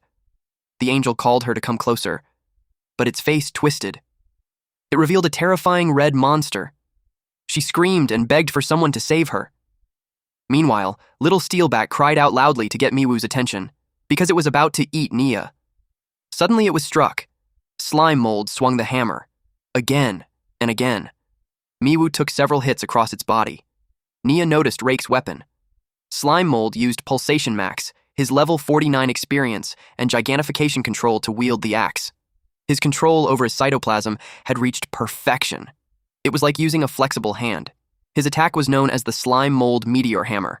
If stones were bullets, then this weapon was a cannon. He shattered the trunk, pinning little Steelback. But he lost control for a moment, and the axe hit him by accident.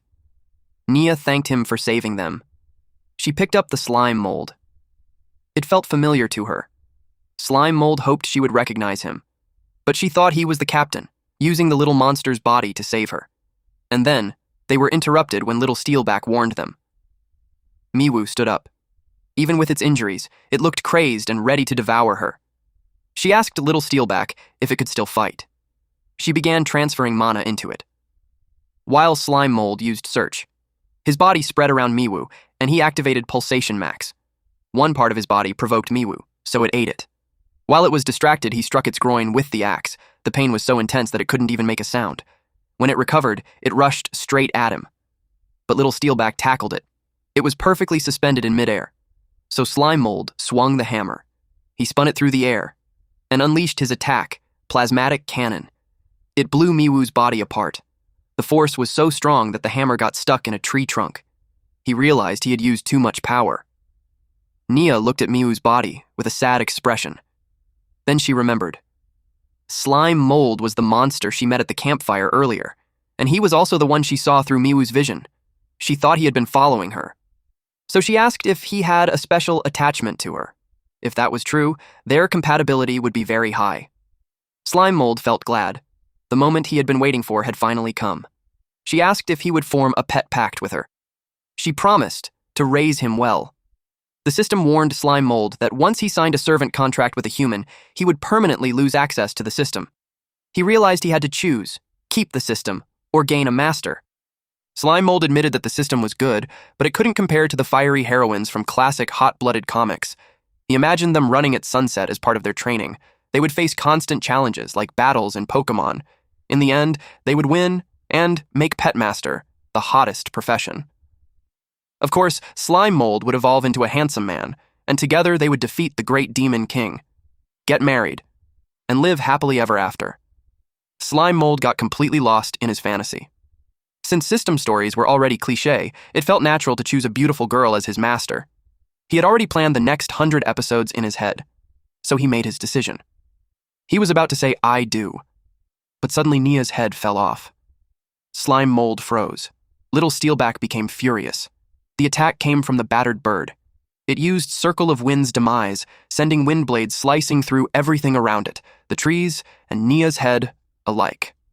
One of its heads grew a large claw, and the other head began to regenerate. A grotesque, fleshy head hung upside down from a long, stretched neck. Its skin was swollen and lumpy, one eye bulging while a twisted grin revealed a row of teeth. Little Steelback didn't hesitate and charged at it. Slime Mold couldn't believe the head he smashed was growing back. He shouted at the pig not to rush in, but it kept charging. Just as it got close, the bird pointed a finger at it and used Atavistic Ray. The pig turned into something strange. It looked like a small lizard with a long body and short limbs. Its skin had faint scales, and its face looked round with wide, shocked eyes and a blunt snout. It scrambled away. Slime Mold felt a chill. It had devolved. He couldn't believe that kind of magic existed. Then he realized that wasn't the owl anymore. The creature suddenly spoke, saying this was too troublesome. There were so many resources, yet Kadoya Lawa still failed to handle such a small matter. The bird's head shifted and formed into a human face. It was Merlin, the guild master of the Blue Hat Guild, a member of the church and one of the 7 holy knights.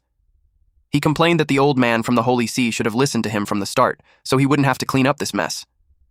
He sensed that the imprisonment barrier was gone, but he had no intention of letting Gon escape. He used Tempest Wing, and a blue holographic wing appeared behind his back. Then he shot up into the sky. Slime Mold could only watch it happen. He couldn't believe a human could fly like that, using magic to transfer consciousness into the owl monster's corpse. And because he was too weak, he was completely ignored. It felt just like when he first came to this world. So many things had happened so fast that he needed time to process everything. Then he thought of Nia as his master, but the contract wasn't complete yet. At the same time, he felt relieved that he was still alive. But then he realized that wasn't right. His friend had just died. Thinking like that didn't feel human, though, technically, he wasn't human anymore. He decided to take revenge. Even if he couldn't kill him, he would at least smash a face full of cytoplasm at the enemy. On the other side of the forest, the system notified that the mana loan repayment was complete. Remaining health, 789 out of 2,865,981. Mana, 0 out of 377,845. It issued a warning that the host's left arm was severely damaged and needed immediate treatment. After treatment, the energetic status would return. Gon told the system to stop stating the obvious. He had nothing left. He asked it to help him contact the transmigrator summoned by the Hope coordinate. The system replied that long-distance communication was not possible before the initial connection was established. However, it could detect signals on the same frequency. The good news was that he was moving closer to a stronger signal. He knew the Holy See would send more people to clean things up. That made him decide to take the new transmigrator and leave before they arrived, then regroup later. Blood dripped as he walked. Meanwhile, Slime Mold thought he found his target. He jumped down, ready to attack. He struck the armor. He got confused when he felt it. Something about it didn't match what he expected. Gon fell to the ground. Slime Mold realized it wasn't a neck. It was just tassels on the helmet. He quickly apologized and explained that the forest was too dark, so he misjudged and attacked the wrong person. He added that the guy wore a flashy helmet for no reason. Then he asked if he was still alive. Gon grabbed him. He was furious. He recognized Hawk's weapon and smelled Naya's blood on him. He accused him of killing his guild members and assumed he was a servant of the church. Slime Mold's words came out muffled. Suddenly, the system connection was established. Gon was surprised to see that he had a system interface. He asked if he was a transmigrator. At the same time, Slime Mold realized he wasn't the only transmigrator in this world. Slime Mold and Gon sat down and talked to catch each other up. Gon gave him the basic story. He explained that to fight the evil church, he activated the noble phantasm, Hope Coordinate, and summoned Slime Mold into this world. Slime Mold finally understood why he was here. The humans he met before were all part of Gon's guild, but it made him sad when Gon admitted that, with his current strength, he couldn't even save the girl named Nia. Slime Mold asked how he could help. Gon told him not to rush. When he first transmigrated, he was just like him, clueless. After awakening his system, he followed it step by step, completing quests and slowly growing stronger. Slime Mold said Gon had it easier since he was human and could learn magic, while he started as a single-celled organism. He complained that surviving hadn't been easy at all. Gon revealed the truth. He wasn't human either. That was the real reason he always wore armor. That made Slime Mold ask what he really was. Gon answered that he was something humans hated, a goblin. Slime Mold pictured the usual goblins, green, ugly, greedy, aggressive creatures that only thought with their lower halves. Short, weak, and living underground. After describing that, he admitted Gon might actually have it worse. If he looked like that, he'd rather stay a cute Slime Mold. Gon removed his helmet. He looked nothing like that. He had long pointed ears, pale green skin, white hair with braids, and a sharp golden eye. He looked more like an elf than a monster. Slime Mold was stunned. He looked way too cool. He immediately complained that it was unfair, but Gon didn't feel that way. If humans found out the truth, he'd be hunted down. Meanwhile, Slime Mold's small body was actually perfect for moving around towns unnoticed. Still, Slime Mold complained that the difference in their character design was ridiculous. Gon explained that the 100-style guild he founded aimed to remove barriers and bring harmony to all life. But so far, no one in the guild knew his real identity. He quickly changed the topic. There was no time to dwell on the past. The church had already sent Merlin, the most ruthless of the 7 holy knights, so they had to move fast. Slime Mold asked what they needed to hurry for. Gon synchronized all the magic and combat skills he had learned and transferred them to him. Slime Mold was shocked. Something like that was even possible. At that moment, he realized he was about to skyrocket in strength. Gon originally thought that although the Pope was suspicious, his past actions did help the common people. So he went along with it and accepted the quest, hoping to get closer to the truth. But from the very first step, he had already walked into a trap prepared for him. The battle drained everything he had, but he also destroyed many of the church's hidden trump cards. The road ahead became even more dangerous, so he needed someone to fight beside him. Slime Mold asked what the church and the Pope did to make him hate them so much. He knew it couldn't be something simple like ruling the world. At that moment, the skill transfer reached 2%. But the world was already under the church's control, so that was never Gon's goal. He explained that the church now wanted to sacrifice all life in the world as energy, open a passage, and send those opportunists to ascend to a higher universe. Slime Mold didn't expect villains to go this far. He asked how they even planned to sacrifice all life. Gon said it all began when he first transmigrated into that world. As Slime Mold already knew, he arrived as a goblin cub, the lowest of the low. In a dark abandoned mine, he grew up catching bugs and eating scraps left behind by higher-ranking goblins. To survive, he even had to gnaw on human remains they captured, until he turned 5 and his system finally awakened. After gaining power, he wiped out all the evil inside that filthy mine. He couldn't accept killing his own kind blindly because his soul was still human. He rescued the women who had been imprisoned and treated like tools, helping them escape and start new lives in a remote wasteland. But after years of suffering, many of them were mentally unstable and deeply scarred. Fortunately, he had a special racial skill that allowed him to help stabilize and support them. Slime Mold sympathized with him. Even though his body was a slime mold, he also believed his soul was still human. He compared Gon's special skill to his own decomposition. He had a rough idea of how Gon's ability worked. Gon admitted he envied Slime Mold's skill. It was simple and efficient, unlike his own, which consumed a lot of time and stamina. Fortunately, every time he copulates with female adventurers of different professions, he levels up an attribute. Still, his ability allowed him to steadily grow stronger and gain different attributes depending on who he worked with. It also gave him large amounts of experience. With dual cultivation skill, he built a strong foundation in both physical and magical strength. He also formed close bonds with those he saved and eventually created a family with them. Wanting to give them a better life, he decided to head to the royal capital. Slime Mold felt slightly annoyed. It sounded like he was bragging. Gon then said that going to the royal capital was the worst mistake of his life. Because of that decision, something terrible happened to his wives and children. But then, at 12% transmission, Merlin suddenly appeared. Gon instantly shifted his attention. But Merlin had instantly released wind blades. It was the same devastating attack as before. Circle of Wind's Demise. The ground was carved into deep circular marks, and the surrounding trees were completely uprooted. Merlin had already learned that Gon's true form was a goblin, but instead of disgust, he was intrigued. If goblins could have such talent, he wanted to capture him alive and dissect him for study. It was a shame the Pope had ordered his complete execution. He heard rustling nearby and knew Gon was still alive. He asked how he managed to kill Kadoyalawa, who had an undying body and adaptive power. The system warned Gon that his symbiotic armor durability had dropped to 0%. It was completely damaged and needed immediate repair. The system also advised him to retreat, as the situation was unfavorable. Gon told the system to shut up.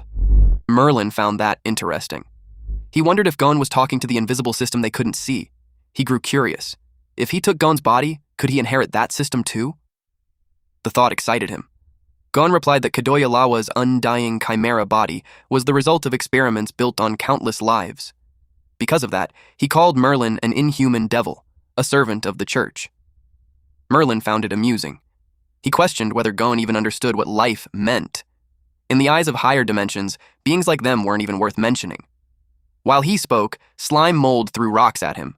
Merlin caught them easily. Slime Mold didn't expect that. Merlin mocked Gon, saying it was pathetic that this weak monster was all he had left. He then used gaze on Slime Mold.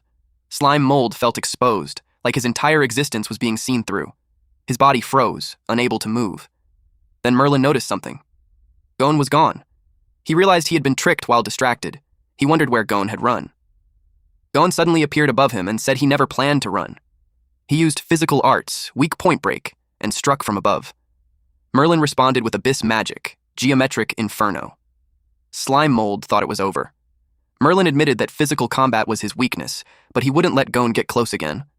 But Gon, who should have been burned to ashes, answered that weak point break works on magic too. He reached out and grabbed Merlin. His hand locked onto Merlin's neck and slammed him down. Gon declared that even if he died today, he would drag Merlin down with him. Gon had only 1 out of 2,865,981 health left. The system activated Last Stand, which would last for 1 minute.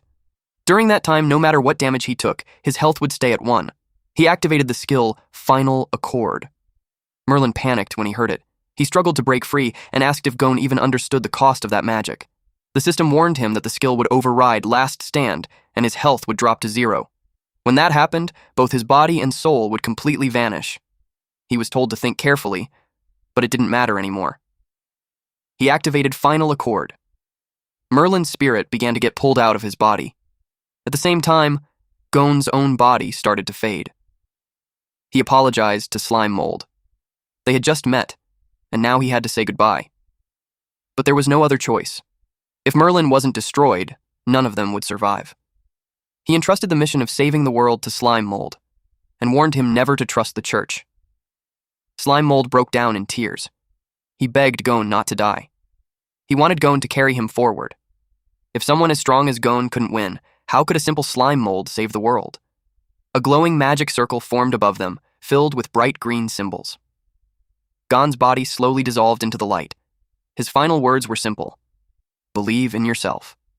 In that moment, Slime Mold understood. He hadn't been summoned just to exist. He was meant to bring Gon here. Then Gon disappeared. The light flared brightly, and in the next instant it was gone, leaving only faint green traces behind. The armor fell to the ground. Slime Mold cried uncontrollably. Then Merlin appeared in the air, cursing Gon. He complained that the mission had turned into a complete failure. There were candles shaped like praying women, with calm faces and hands on their chests. Only one was lit, its flame flickering while the others stayed dark and still. Merlin said that 5 of the life candles, meant to connect the chaotic universe and prepare for ascension, were extinguished all at once.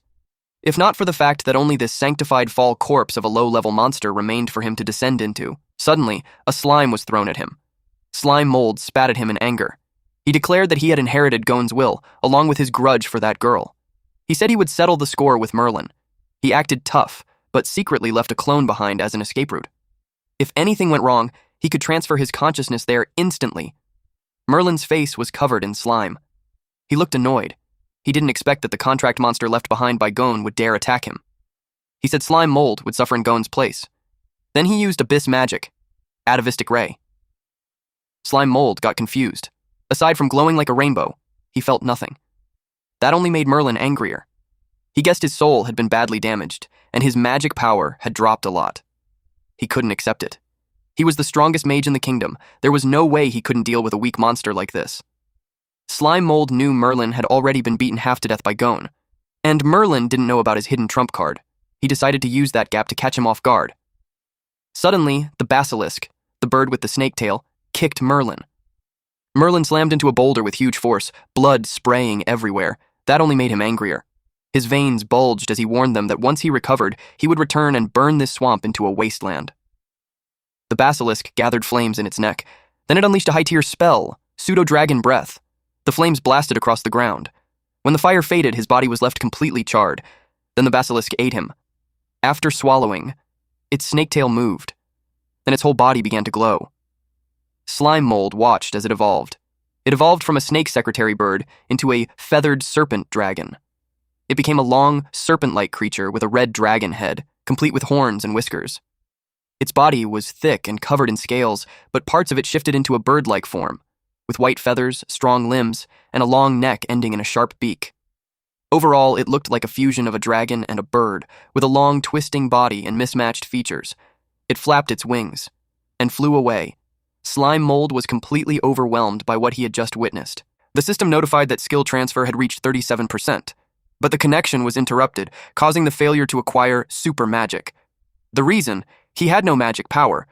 Because of that, 4 dimensions enhancement and elemental resistance also failed.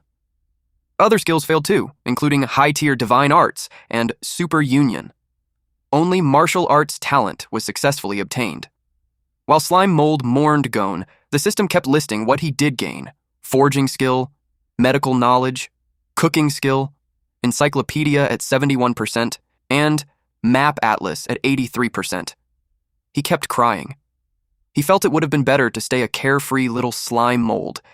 Even though he gained so much, he couldn't feel happy at all. He used search.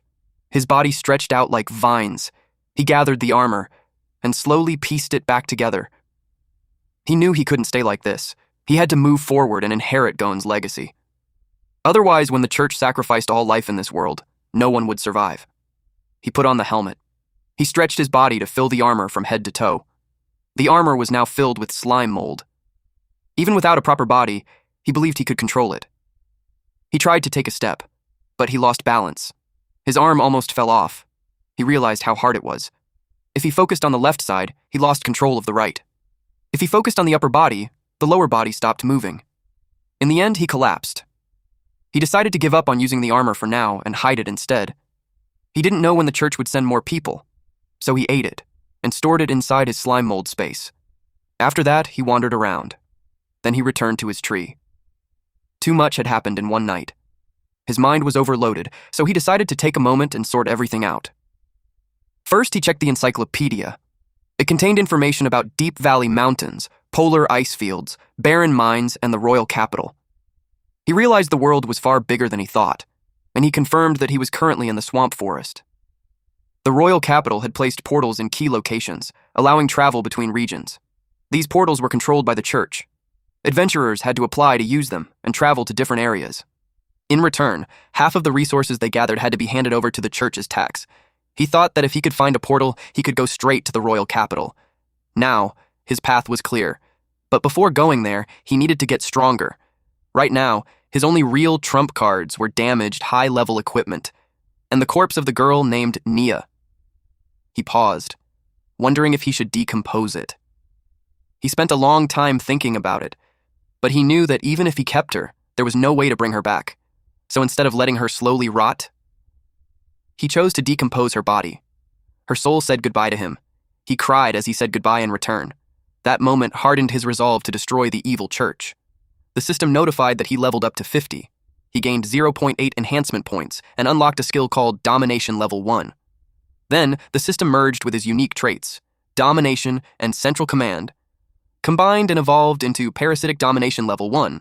The next day, a frog rested quietly on top of a water lily. It sensed danger. It jumped away just as Slime Mold used Plasmodial Barrage on it. But more stones followed, and this time it got hit and died. Slime Mold wanted to test his new skill. Parasitic Domination Level 1 works by sending a cluster of slime mold into a target's body. It spreads through the biological network, replaces the original consciousness, and turns the body into a controllable corpse puppet. With the encyclopedia synced from Gon's system, the skill description was much clearer. He began by invading the corpse. He spat a part of his body into the frog's mouth. Then he activated the parasite. His body spread inside the frog. Moments later, the frog moved. It stood up. He was shocked. It came back to life. The system confirmed the parasite was successful. He gained a swamp frog corpse puppet, but it had reached the current limit. To control more, he would need to level up the skill. He realized that once parasitism succeeded, the body could move on its own. Next was domination. He focused and transferred his consciousness into the slime inside the corpse. Then he activated dominion. Slime Mold was amazed when his consciousness moved into the corpse. The frog became his puppet. Its durability was 0%, and its available skills were Charged Strike, Tongue Fist, and Pounce Bite. He was surprised that it even had a species description. He realized the durability was low because it was already dead. The vision through the puppet was wide. It felt strange, but exciting. Since he had taken over all the nerves, even the muscle memory came with it. It felt just like using his own body. He didn't need to adjust at all. The frog turned and looked at him. Slime Mold understood something important. Once the puppet was active, his main body entered automatic mode. That meant his real body could be exposed to danger. He knew he had to hide it well during real fights. Still, he couldn't help getting excited while driving the frog. The puppet spotted a fly nearby. He used tongue fist to catch it. The experience felt fun. He decided to move around and try more. Slime Mold kept jumping. He pounced on a small snail. He kept going. Until the signal weakened, and suddenly the connection was cut. The frog collapsed. Slime Mold was caught off guard. He estimated the distance, about 30 meters. He realized that when controlling a puppet, he couldn't go too far from his main body. He moved closer. Then the frog suddenly stood up again and started jumping around on its own. He thought it came back to life. That's when he understood. There were two states, active domination and automatic mode. His main body acted like a signal tower. During active domination, going too far caused a disconnect. But when close, the puppet switched to automatic mode, moving based on its old instincts. The frog tried to eat the snail, but kept missing. Slime Mold realized something else. The frog just wasn't very smart. He decided to end the test and stored the frog inside his storage space. Thinking ahead, he came up with a new goal: defeat the evolved basilisk and turn it into his puppet. If he could control a high-level magic beast, he could build a parasitic army and use it to fight against the evil Holy See. With that in mind, he continued searching for stronger targets. He dangled from a branch and swung over the water. Something shot up from below and hit him with a water jet, dealing -70 damage. He got annoyed that someone dared to attack him sneakily. He demanded to know who it was. He thought it was a spitting water stinky crab. Perfect. Some material just delivered itself, saving him the trouble of finding one. But when the creature surfaced, he saw it looked more like a pufferfish. Slime Mold was annoyed that every creature treated him like food. He decided to show his power as a level 50 low-ranking monster lord. The pufferfish prepared to fire a water gun. It shot at him, but he dodged with ease. Then he countered with plasmodial barrage. Water splashed everywhere. Something moved fast underwater. Slime Mold got furious that it just attacked and ran. Of course, he wasn't letting that slide. He morphed into a net and trapped the pufferfish inside. Several pufferfish were caught. He gained a lot of experience after defeating them. Then, our boy created a parasitic puppet pufferfish. Its durability was at 99%, and its available skills were water gun, steel tooth cut, and inflate. After that, he targeted a crab. He watched it eat from the tree. He dropped right on top of it. The crab tried to shake him off. This made Slime Mold drill deeper into the gaps of its carapace. Then he activated Parasite. The crab was defeated, earning him experience points. After that, he used Dominion, and it gave him a swamp crab puppet. Its durability was also at 99%, and its available skills were water gun, mud foam, and clamp. A few hours later, in the forest, a frog fought the bees. You know it will be intense because the mage bee had already used the swarm summon skill. This was Slime Mold's puppet frog. He used the empowered tongue technique and struck all the bees in one swing.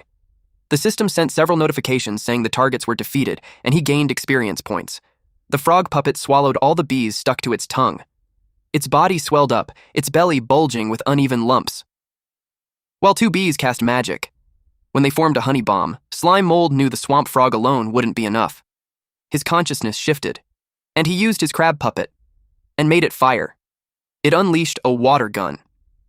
The system warned that the parasitic puppet, the fiddler crab, had abnormal status. Its internal moisture was drained, and the skill water gun could no longer be used. He was told to restore moisture immediately. He was shocked that it couldn't fire water gun anymore. Meanwhile, the bees prepared fireballs. They caused a fiery explosion. The impact sent debris flying as the force spread across the area. The crab and frog puppets were left roasted. The bees thought the battle was over. Suddenly, one of them reacted in shock as a fast, spinning blue strike rushed straight at it. It blasted half of the bee's body. Slime Mold, inside a pufferfish puppet, hid quietly in a small pool, celebrating his successful sneak attack. But nearby, another bee quickly fought back, launching a glowing attack. Slime Mold used consciousness shift. He escaped, leaving the parasitic puppets behind. He didn't mind, though, since he could just catch more. The bee grew even angrier. Then several bees gathered together, forming a layered wax barrier as they prepared to block the path. But Slime Mold easily broke the barrier and passed through. He knew he was stronger than them. He was just testing their teamwork. He attached himself to the beehive. and spread his body like vines to search, until he found the queen bee and used parasite on it. If his plan worked, he'd get his first army. His plan was to control the queen bee, then control the entire swarm.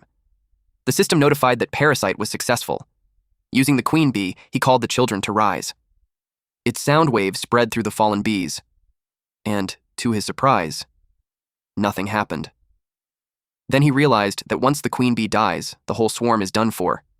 That means parasitizing the queen bee to control the hive is a dead end. In that case, using the queen bee as a puppet is pointless, so he decided to switch to the most useful one. He created a parasitic puppet hornet mage. It has 99% durability, and its available skills are gather honey, spark, ember, and levitation. That night, in his hideout, he called his slime mold squad and made them line up. The frog croaked. He named it Waji. Next was the crab. This new one had bigger pincers than the last. He named it Xieju. The poor pufferfish was summoned on land, and it struggled. He named it Xiaotun. Then our boy got confused when he didn't see the master bee. He was sure he released it along with the others. He had a suspicion, and he was right. When he looked at the frog, this fucker was eating the bee. That made him punch the frog. He announced that slime mold squad rule number 1, no eating teammates. The bee was spat out, but its durability dropped to 70%. Slime mold assured it that everything was fine now. Slime mold realized that his combat squad was complete. There was a frog, a crab, a pufferfish, and a bee. The crab served as the tank. The pufferfish acted like a marksman. Of course, the bee was the mage, and the frog was the assassin, and lastly, slime mold was the commander-in-chief and the strongest support. He imagined them inside a pixel game fighting a level boss, the feathered serpent dragon. The feathered serpent dragon used a trample attack on the master bee. Slime mold made Xieju use carapace defense. So when the feathered serpent dragon reached for the mage, it was blocked by the crab. The crab's shell was damaged. Since Xieju's carapace defense was depleted, its health kept dropping. Slime mold, acting as support, helped it recover using the skill cytoplasmic injection. The shell slowly patched itself up. Then, when slime mold saw an opening, he made the mage and the marksman go all out and attack. The two prepared their attacks. The feathered serpent dragon took continuous damage. Slime mold realized the creature's hide was very tough.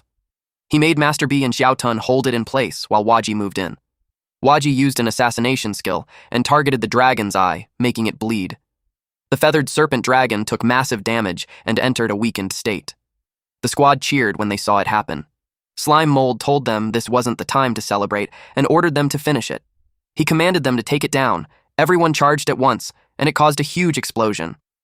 Eventually, the feathered serpent dragon was completely defeated. They celebrated their victory. But of course, all of that was just slime mold's imagination. In the present moment, he didn't want to waste any more time. So their training began. At the swamp, something moved very fast. It was a level 9 bouncy mouse. It kept jumping across the swamp, but a predator noticed it and grabbed it. Then it dragged it onto land and ate the rabbit. This monster was a level 21 mimic stone cat. Out of nowhere, it felt intense pain. It didn't notice a giant swamp mosquito, level 35, latch onto it. It got sucked dry. The mosquito started to feel full, so it pulled away from the body and left. The body was completely dried out. The mosquito hovered somewhere in the swamp. It landed and laid its eggs, which were eaten by fish as they fell into the water. Suddenly, electricity spread across the water, and it electrocuted the nearby animals. The mosquito and several fish were left roasted, floating on the surface, and they were eaten by a larger creature. It was a level 44 electric catfish. Unexpectedly, its body began to glow. Slime mold stood on top of a branch and watched it. It looked like it was evolving. After that snakebird, this was the second time he had seen evolution happen. The creature evolved into a level 52 thunder catfish. It used thunder flash, and water sprayed everywhere as it moved at high speed, and just like that, it was gone. Slime mold was truly amazed. He noticed that monster evolution was becoming more frequent. From his encyclopedia, the world background started loading. It reached 100% and revealed new information. The area was a swamp forest. Its ecological level was in the S-rank danger zone. It was one of the places with the most variety of monsters.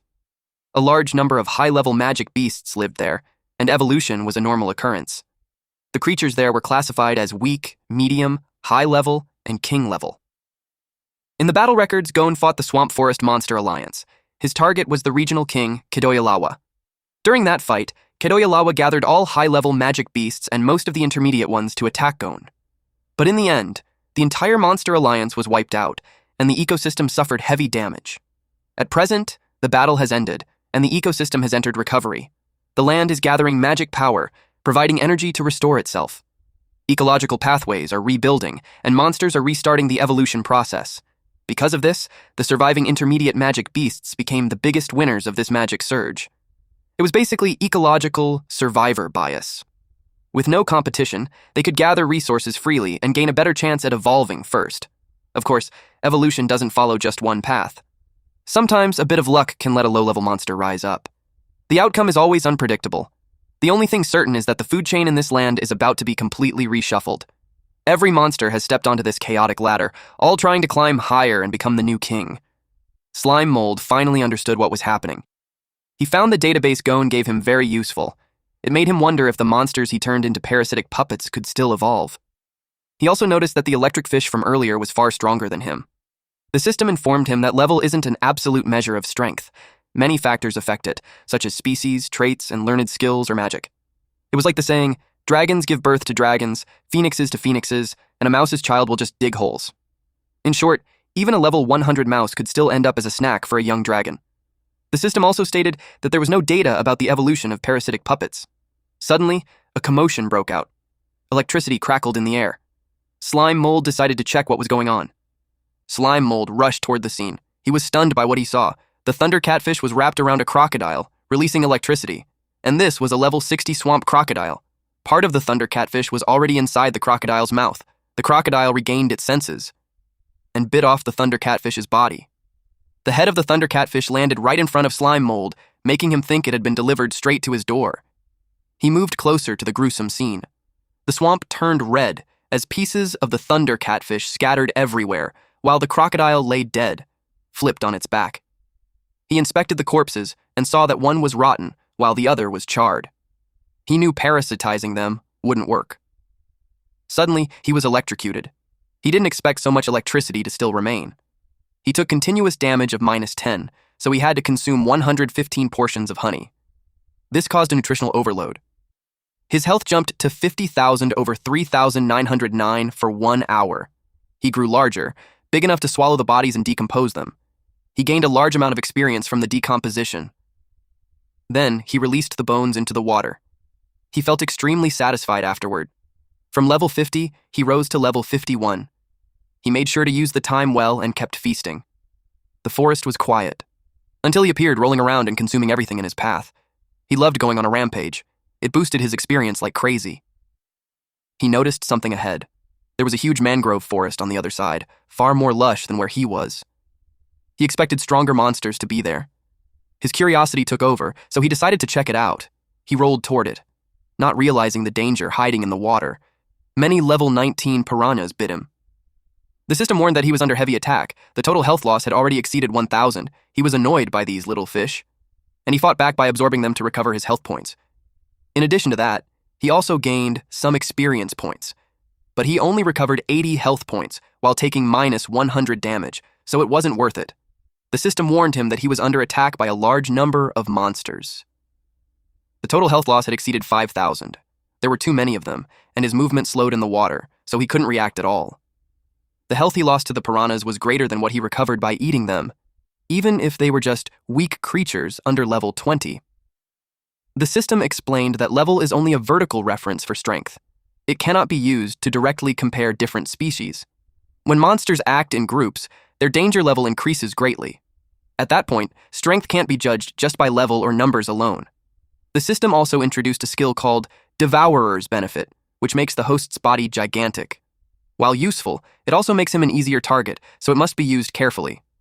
He was getting eaten from all sides, and this really wasn't the best time for a full system lecture. He used Plasmodial Barrage to eject himself from the giant body. And he escaped. The large body was completely devoured by the piranhas. If he consumed more honey to recover, he wondered if he could become giant again. The system replied yes, but the duration wouldn't reset. He only had 19 minutes left. He became large again and rolled through the forest, constantly gaining experience from decomposition. Eventually, he stopped. He noticed that the terrain was no longer changing, but the plants were still growing at an incredible speed. He was amazed at how the Earth's magic power nourished everything. He began to see things differently and realized that overthrowing the church might not be that hard. Even though slime mold lacked a dragon's breath or a beast's claws, his greatest strength was energy. And now, he had finally passed the hardest stage, from 0 to 1. All that remained was grinding from 1 to 100.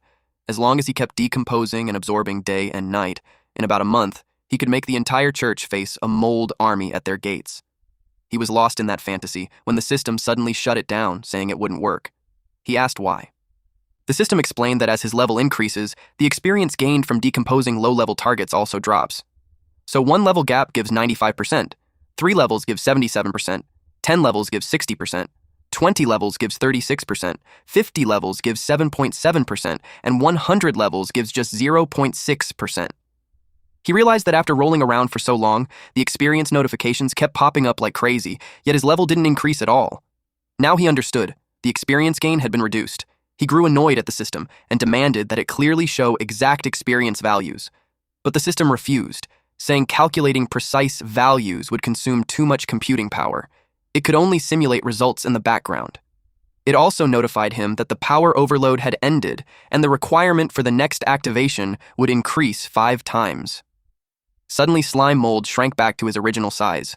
A pile of huge bones dropped when he became small again. He noticed that the system had become smarter after the update, but its artificial intelligence was still incredibly annoying.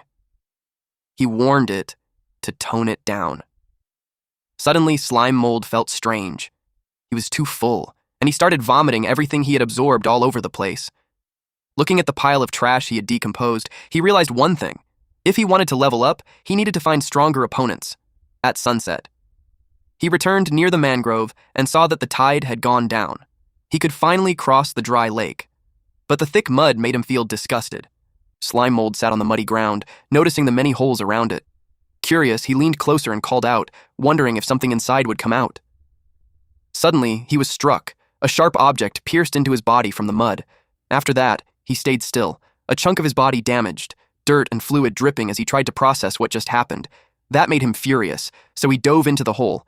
He went all the way inside. Suddenly, a mudfish was thrown into the air. He faced another fish, but since they were on land, he wasn't afraid. It was a level 17 mud skipper.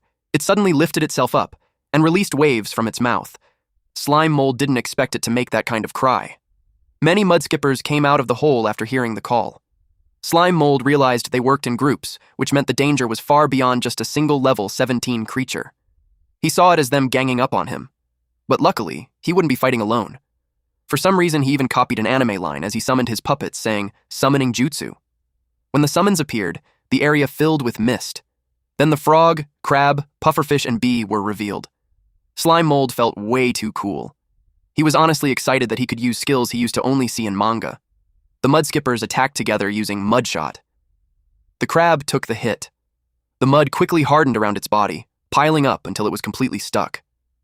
Even seeing that, slime mold wasn't worried. His whole body was made of cytoplasm anyway. The mud skippers lifted themselves up, their bodies stretching as wings and limbs extended outward. Then, half of their bodies curled. Slime mold was surprised when he saw that. For a second, it even looked like they were bowing to him. He quickly reminded himself to stop daydreaming, because every time he did, things went wrong. The mud skippers curled their bodies to the limit. Then they launched themselves into the sky. Slime mold wondered if they were putting on a show. Then the mud skippers spun their bodies mid-air. Slime mold called them chainsaw fish. They turned into spinning blades and targeted the crab. The system warned that the crab's durability was dropping fast, 55% remaining. Slime mold started repairs using cytoplasmic injection. He left behind a blob for it to use like a blood pack. Then he shifted his consciousness and ordered the pufferfish to attack. The pufferfish inhaled deeply and used steel fang cut, slicing into the mud skipper's body. As for the frog, it was agile enough to dodge the mud skippers. It counterattacked using tongue fist. Unexpectedly, its tongue got cut off.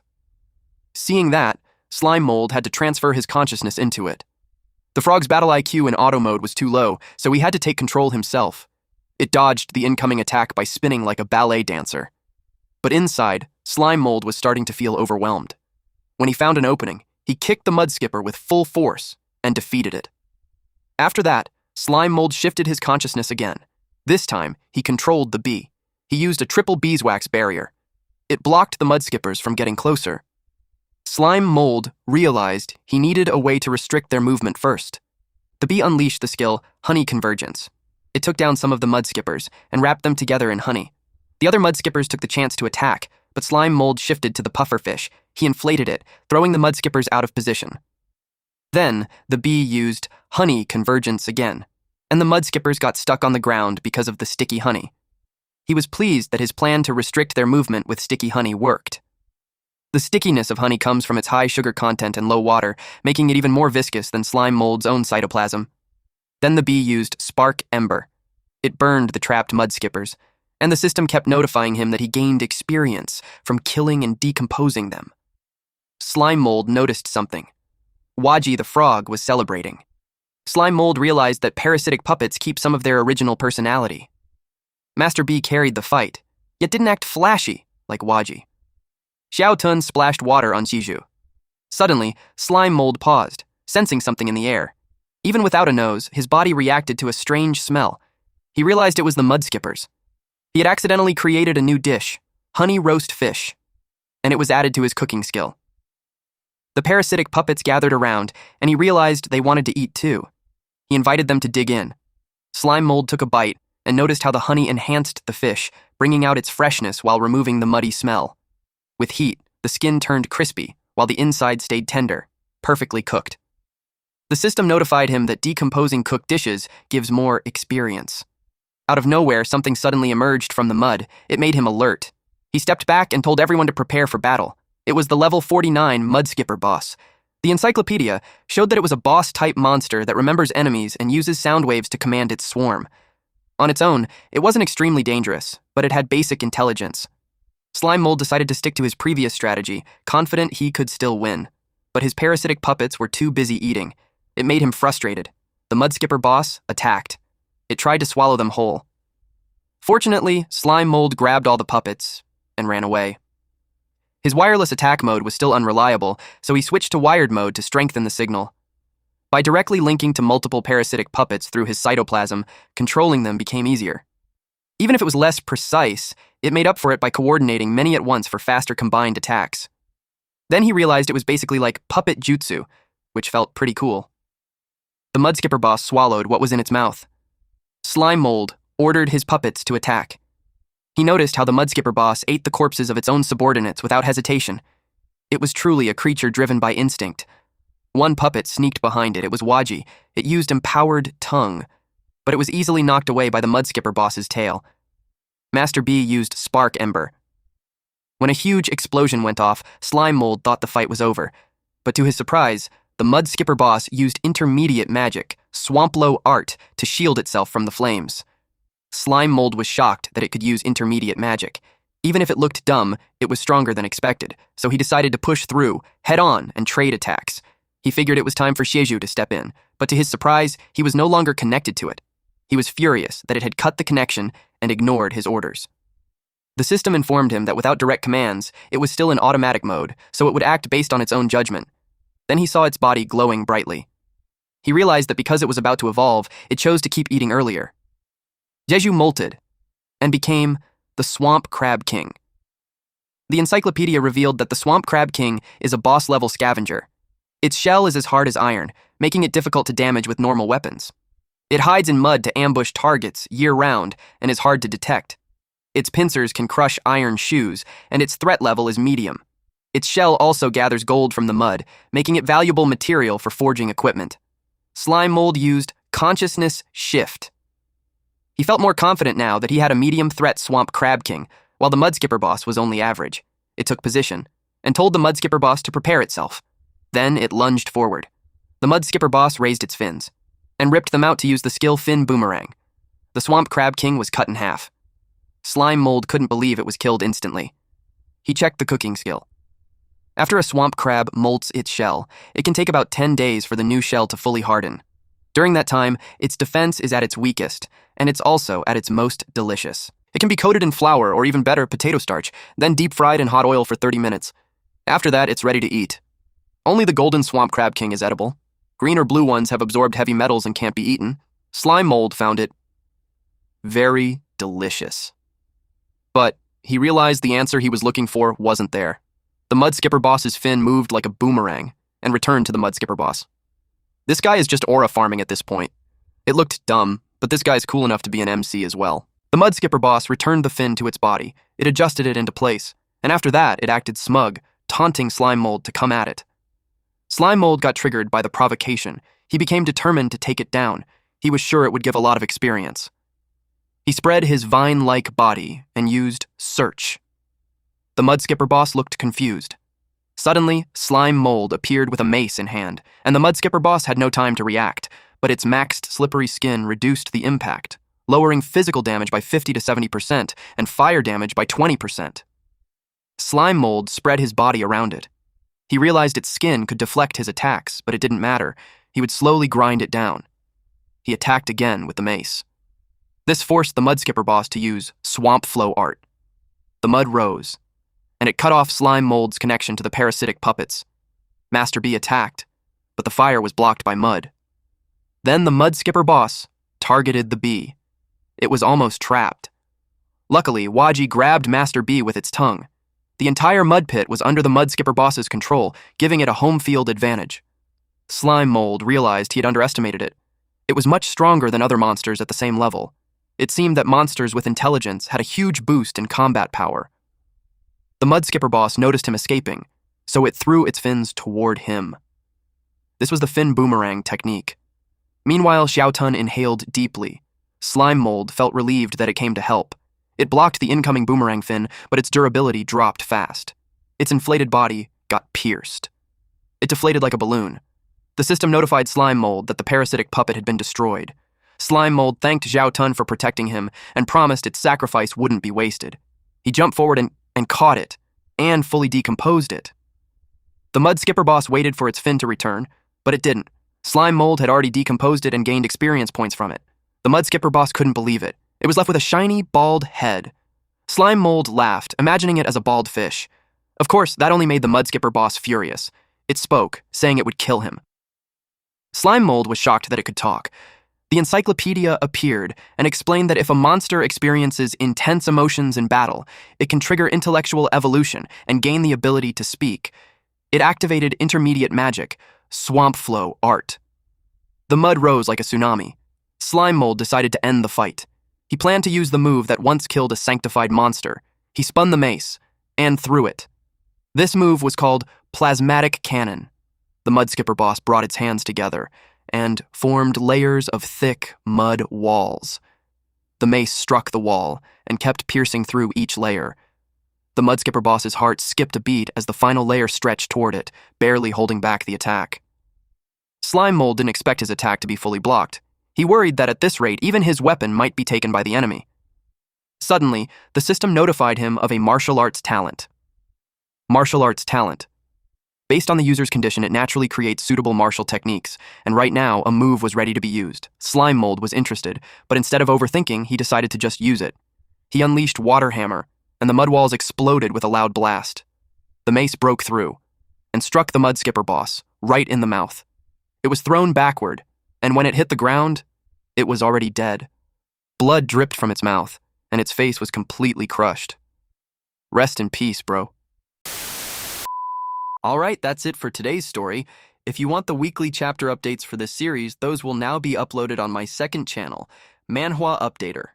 So if you don't want to miss what happens next, make sure to check it out and join the update gang.